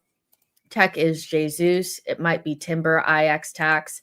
If we're talking tech, though, Ethan, Timber is a terrible passer. I wouldn't say terrible, but I would say that he's not the best passer. Lewis-Skelly, yes. If you don't think Rice can pass, go to City home game and watch a pass he did to Ethan. I think Rice is a very good passer, to be honest. Declan Rice can jump for sure. He can't aim his headers. It's something that he can work on. Now, when I say that he can work on it, I'm not saying that You know, he's like the worst I've ever seen at heading the ball. But he's just somebody that gets into those positions too often not to put in the back of the net. But there were times 2 seasons ago when he first signed for us where he was getting into good positions to shoot and he was kicking it straight to the keeper or it wasn't like on target. Now those are going in the back of the net. So I'm sure it's those little minor things that he will work on. Calafiori as a center back will transform our buildup. Declan is literally a Conte profile. He can be consistent, smart offensively, all-time defensively. Winieri is more of a finisher than MLS, but Ethan is a better finisher than MLS, and he's a better attack-minded player. But MLS is, to me, way more well-rounded. I think Ethan is definitely an attacker, and that's fine. Sometimes as an attacker, you don't need to be well-rounded. You need to just be elite at a couple of things. And Ethan has the ability to be elite at a couple of things, and that's all you need as an attacker. But I don't think he'll ever be as well-rounded as Saka. Has the physicality, he can defend, he could do so many different things where I think Ethan probably has the ability to be maybe just a little bit better than Saka at a couple of different things. Ethan to me is not well-rounded. He just can be elite at certain things, which is fine. There's a lot of players that are just elite at one or two things, and that's fine. Rice gets ridiculous slander considering he's actually a good passer. Well, I think one of the comments that always comes back into my head when we talk about Rice is, I think somebody in the comment section, I think it's somebody that's in here, by the way, said that he's the most unseasoned footballer I've ever seen. And I think that's a part that plays in is that he doesn't look like the types of players that usually have those types of like abilities. So, because he's Benzema. No, leave my sandal alone. Benzema. Drop it. He's gone. He's gone. He took my sandal outside. You said it. Yep. You said it. And I just feel like that's the reason why people cannot see that he's good at those things, because it's not, he doesn't do it in the right way, I guess. But I think he's really good at those things, So, yeah, to say Rice looks like an unseasoned player is so disingenuous. I feel like we know what that means, and some players just look better doing certain things. Aesthetic tax. Also regarding the Calafiori comment, I love Gabriel Magalhaes more than my life. Meaning that Calafiori can be what we wanted in Huijsen to do for us. That Huijsen is something else. Watching him for Spain, because I don't think I watched enough of Bournemouth. I'm sorry. I'm probably not going to spend my weekends watching Bournemouth. Shoot me. But I get it. I get why we wanted to spend the money on him. I just think that where we are, we definitely, well, one, he wouldn't have started for us. So, spending that amount on a backup when you need starters is, probably not the best use of funds. But I think they saw it as an opportunity to bring in somebody for the future, somebody that, could really give us like that good defensive depth. But he's really good.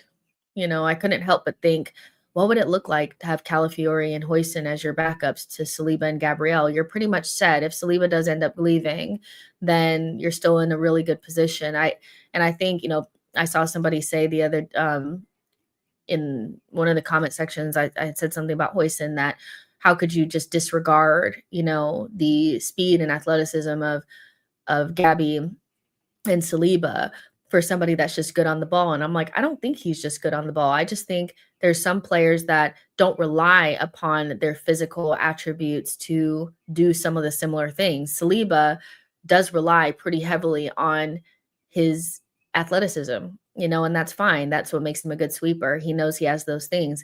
Gabriel relies on his aggressiveness, but I think, again, Huijsen is probably more cerebral. He's somebody that gets into the right spaces at the right times, so he doesn't have to get into physical battles with people. But when he needs to get physical, he does. He's really good. And Real Madrid are they have a good player there. But Calafiori definitely, if he stays fit, can give us something similar. And I think as long as Kivior stays, we're okay at the back. But yeah, I think Hoyson looks mustard. He looks very good. Gabby is the best CB in the world. He's definitely up there for sure. Teams stand off of Rice to let him dribble. It's not helping us. Calafiori is a maverick in defense. Madrid need 2 CBs, not just one. Don't forget that, people. Can Zubi play number 8? I always defend Rice, but I'd prefer him play as a number 6. Are people like against him just doing the Zubi Rice tango thing in midfield? I just feel like we want these like very hard and fast kind of like stuck positions. Like, well, Zubi looks better technically, so let's put him in the 8. But I just feel like it's going to be more fluid, like it was with Georgie and Rice, where there were times where Georgie was well ahead of Declan and vice versa. And I think that's a better way of thinking about it than one is going to play the 8 and one is going to play the 6. I just don't think it's going to be that way. We don't have that ability now because Partey and Rice don't work that way. But there's every possibility that, Zubi makes a little run and Declan stays back, or Declan makes a run and Zubi stays back. You'll definitely need Zubi's passing from the base, in some situations, but you may not need it all the time from the base. Maybe you can get a little bit further forward. So I don't know if I'm like need it to be these like very like set in stone positions. Just like I don't think Odegaard needs to move to the left. I just think he needs the freedom to get over there. Do you guys get what I'm saying? Or do you guys need them to be in like Rice 6, Zubi 8? Like, because I don't really care about that. I feel like I just want them to be able to switch those positions, because I think that's going to be best for us is so you can utilize both of what they do really well in different ways. You're going to want Declan Rice up there sometimes still. Yo-Yo says, best defenders are able to keep their kits clean, but when shit hits the fan, they're prepared to slug it out. Me and my friend talk about this all the time, but some of the best defenders do say that once you have to slide, or make a tackle, you've already made a mistake. And so there's nothing wrong with being the type of defender that, Saliba's more of a sweeper, more of like I'm going to use my pace. Gabriel's more of an aggressor. He's going to just go and get it. Like he's just going to go knock you out, take the ball, fine. And then there's defenders that just try to be in the right place at the right time all the time, and there's different ways to skin a cat. But I definitely don't want somebody that's always chasing, always tackling, has very high defensive numbers in terms of the amount of times that they have to tackle and stuff. Cause I'm thinking, yeah, you probably are making a lot of mistakes, Josh says majority of the time Rice was further forward than Georgie, hence my concern, unless they'll play a double pivot with Odie allowed free to roam. I mean, of course, like most times Rice is going to be higher, but that didn't stop Georgie from getting forward. I still feel like you're going to want Zubimendi's passing from deep. Do you really want to take that away from him? Is his ability to pick the lock from, the first phase or the second phase? I feel like if he's just, I don't know. I feel like everything that we kind of saw from him for Spain was about how he unlocked the team from the first phase and not necessarily how he made the final pass. I think that's probably his better position, but I don't really give a fuck. I just want them both in my team. Abdullah says, did y'all not watch Rice against PSG? I love him, but he's not the best when we want to build out. He likes receiving face forward, so Zubi can receive from Raya and give it to Rice to carry. Yo-Yo says Rice would be better suited not waiting for the ball. That's the way I look at him, having gotten to properly see him the last few seasons. He's best on the move. Rice can push up even if he starts out as a DM. I don't mind a double pivot with Rice pushing up, making late runs into the box. Odegaard can have that free roam attacking mid position. I can't lie. There are some games where Rice has been underperforming as a 6, then as a 8, like in the PSG first leg at home. So I think there's scope for them to be in a double pivot and them to kind of switch based on what the game needs. Like Rice is going to be smart if Zubi is making the run forward and getting into the box, then Rice will stay back. But I feel like the want for Zuby to be further forward is more coming from maybe an insecurity around Declan Rice's technical ability when the spaces get condensed. And that's just not something that I feel like it's going to necessarily be solved by just switching their positions, because then you create another problem, further back without having Zuby to receive it off of the defense. So yeah, I understand where people are coming from with that. I think they'll kind of switch and do their thing. But this is why I feel like we need left 8 cover for Rice that's not just Marino or Kai, somebody that is a good passer in small spaces. But I just think it's going to be those two. It's going to be Kai and it's going to be Marino. We're just going to have to take that, but I think that's why people are seeing Zuby play these passes, and they're seeing him be able to wiggle out of tight spaces, and they're like, oh, well, if we just push him forward, then that solves our problem with those small spaces. But it does create another problem in the first phase, so yeah, I think Rice can play 6 to give Zuby a break and a cover from injury. It's a blessing, as we don't have to worry if Partey doesn't sign a new contract. Rice is good enough to go forward. I'd really like to see a 4-2-3-1 formation with Rice as the more adventurous DM and Zuby as a deep line playmaker. I agree. Does Zuby, Partey, and Odie work? No. No, it does not. Why do you ask? What do you ask, Sean? What do you mean by that? I don't know if I think it works. I think Declan is I feel like what Declan is really good at is being like, he just is such a nostalgic type of Stevie G type of midfielder, in my opinion, where they're not necessarily like the Santi Corzolas or the tight space Javi Hernandez type players. They're not really those pick a locks, but they're these big space kind of runners. They can whack the ball. They're good in the box. They get stuck in midfield. They're just kind of like your traditional kind of box to box. And, it's such a throwback that I feel like people are finding it hard to figure out, to cope with the fact that he doesn't do this one thing well. And so the other things don't matter, but he does so many things well.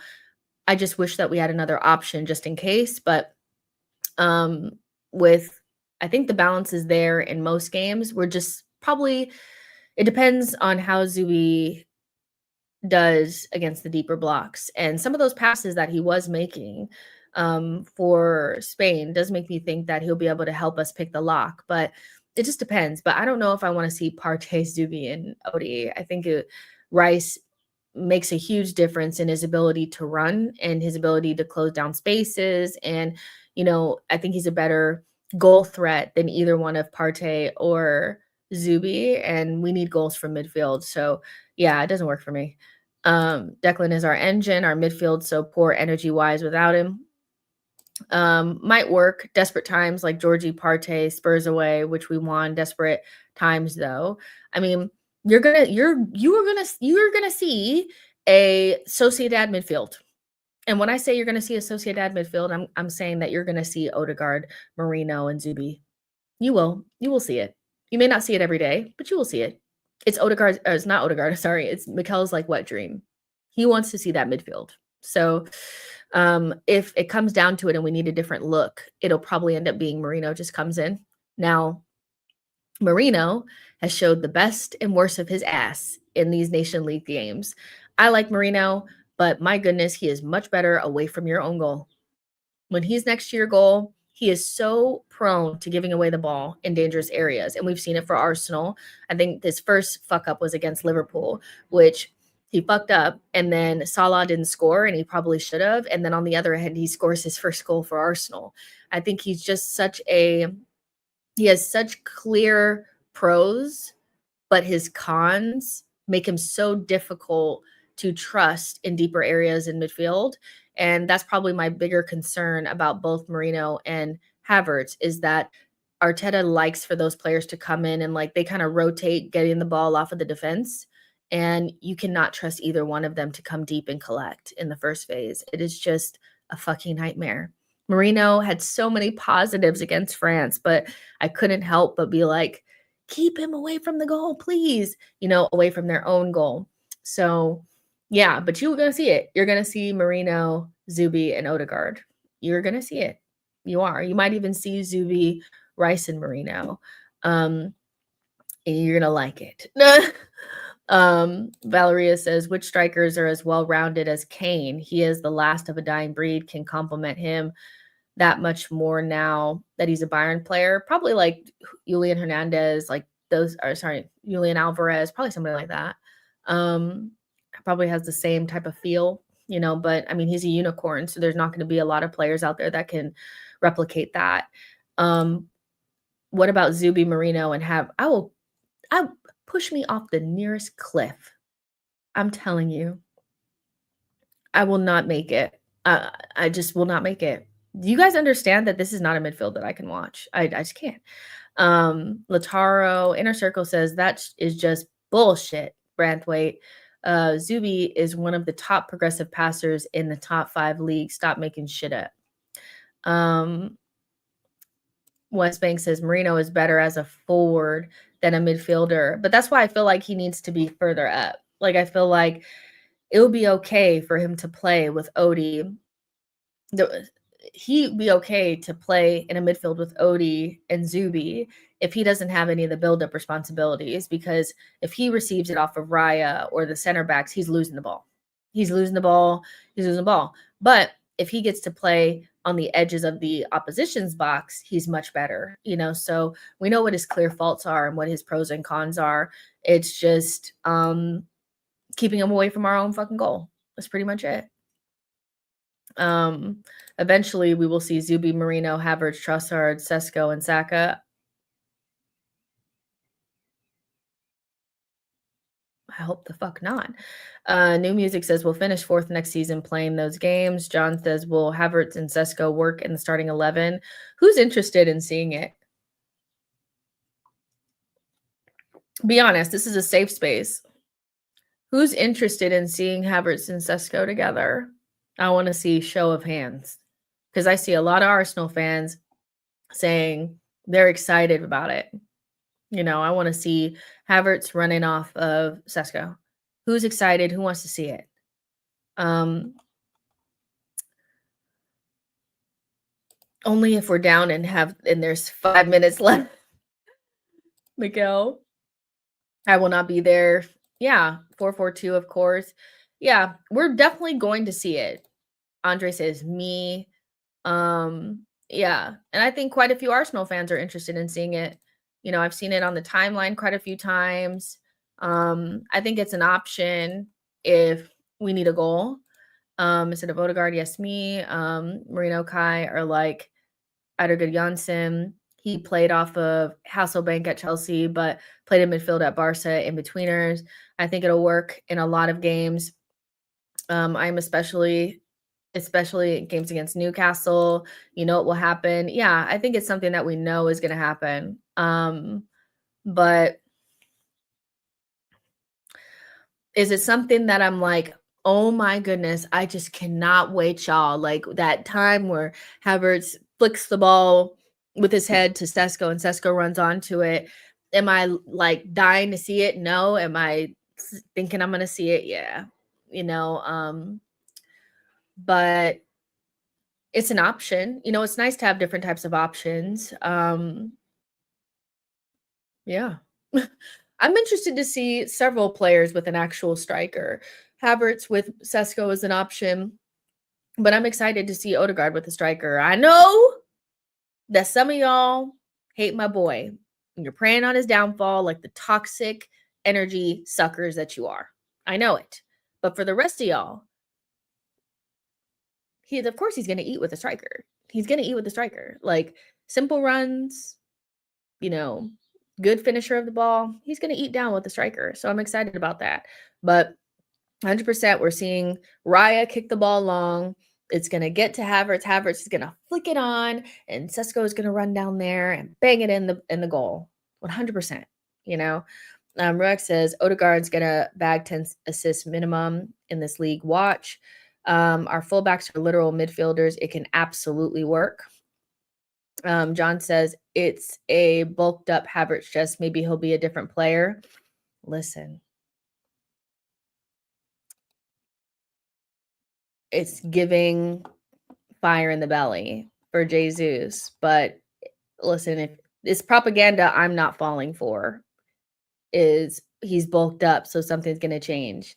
Omar says, "Can somebody please think in Gabriel Martinelli? So we should sell him for 40 million to Milan."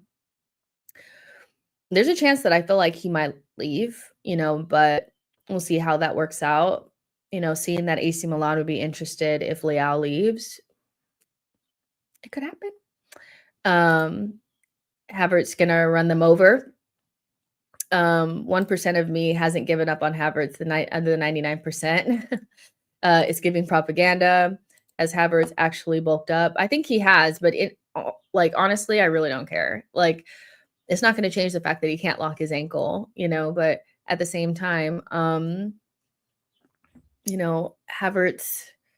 Havertz is going to end up being a player in this team that plays a lot of minutes. Like, I just don't think that there's a world where he doesn't play a big role. He's going to start the season. So, I'm not going to be negative. I'm going to say that we're going to expect him to play well, so, and we want him to play well. So, yeah, Marino, left wing, Kai and Sesko up top, Nelly, right wing, 6 foot players all around, duo winners. Kill me! Odegaard has been impressive for Norway. I think his performances for Norway have opened up a conversation around the impact of the system and the way that we play on him, because I do find it interesting that the system only affects Martinelli and it only affects Saka and it only affects Rice, but it doesn't affect Odie. He has looked good for Norway, so maybe the ankle has cleared up and, he's feeling more confident. And, he has more assists than anybody else in the Nations League.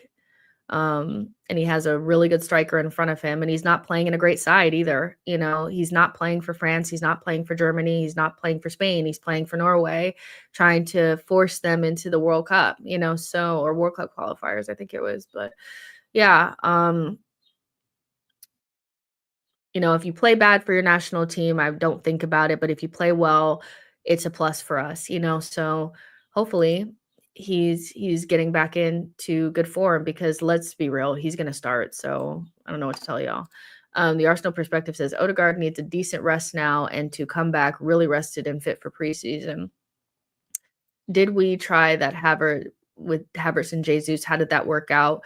We did, and they would get into good positions and not put the ball in the back of the net. You can't have two players that do not convert chances. It's not that it didn't work in terms of us creating chances. We created many chances against Villa, both home and away, and they just didn't put any of those chances away. We played it against Luton. We created a lot of chances there. We played it, so it's not that it can't work. It's just one of those players quite literally needs to be able to put the ball in the back of the net, and neither one can. Havertz and Sesko would work versus teams that sit back, like Newcastle, plus Jesus brought in as a left wing sub. Jesus brought in as a left wing sub. Are y'all counting on him next season? Let's be so fucking for real right now. Who is counting on Jesus next season? First of all, who's going to fall for the propaganda? When Arsenal starts showing him in the gym and he starts training again, how many of you guys are going to fall for the propaganda? They're going to start, but Jess, he's just 22, 23. How many of you guys are going to fall for the propaganda?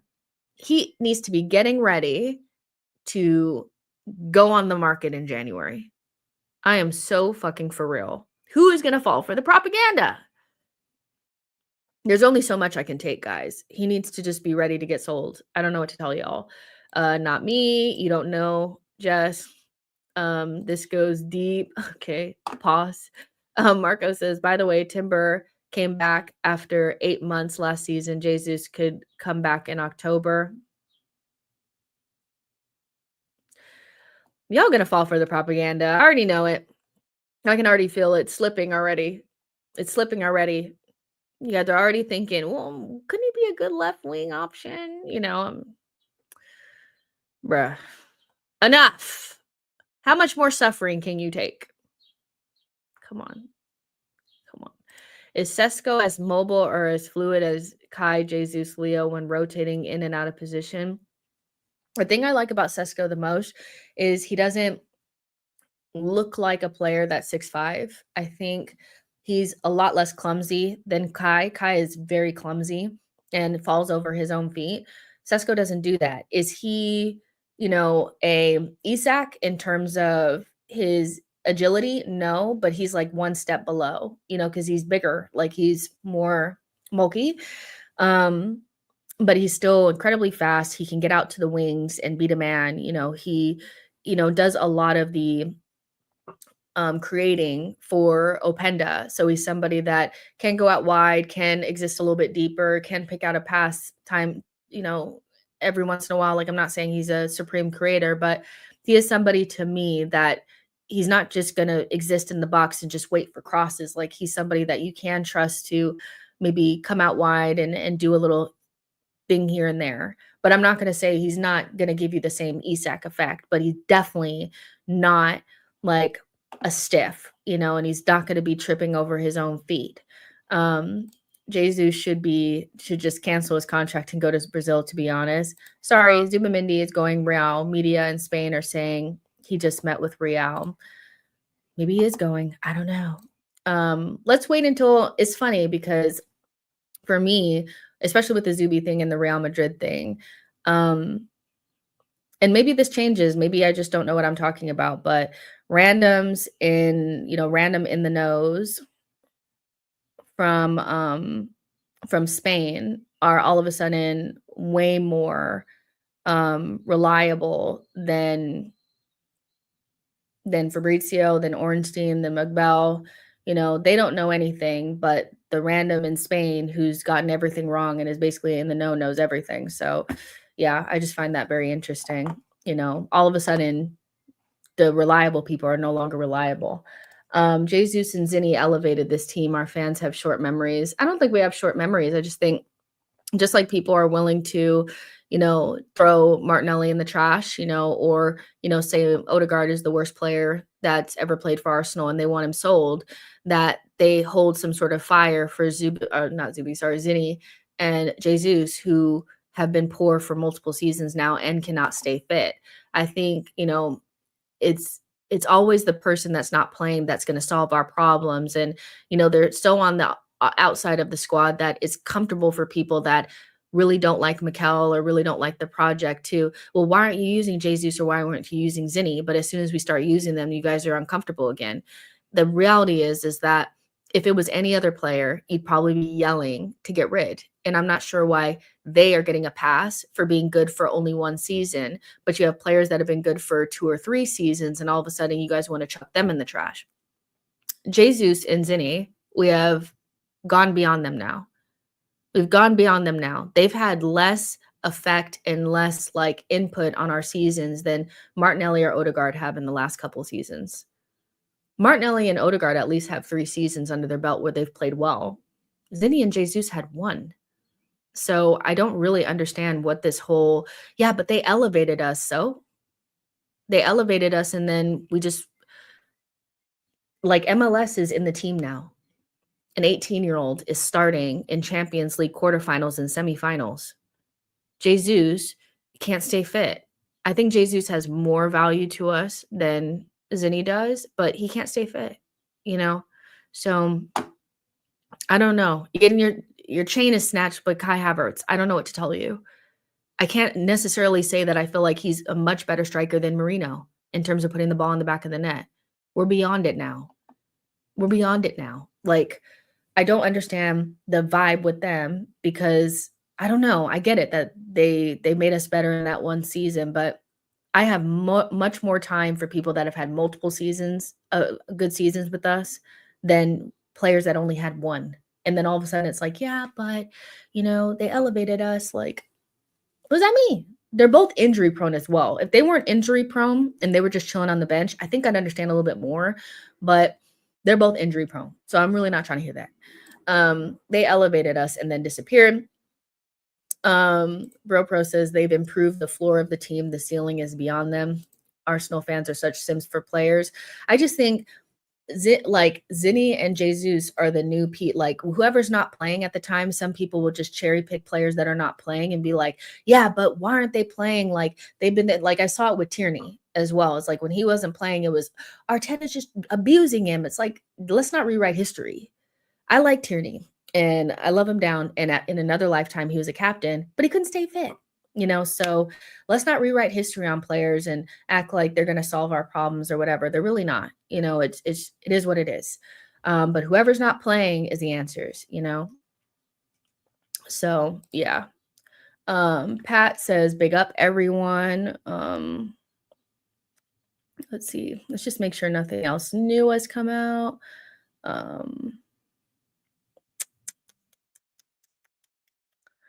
Nothing yet.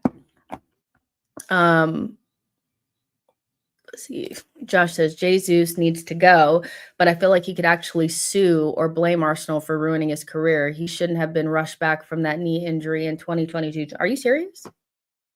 Really? You think he can sue? Okay. I don't think so. I don't think he has a way to sue, to be honest. But I hear you guys.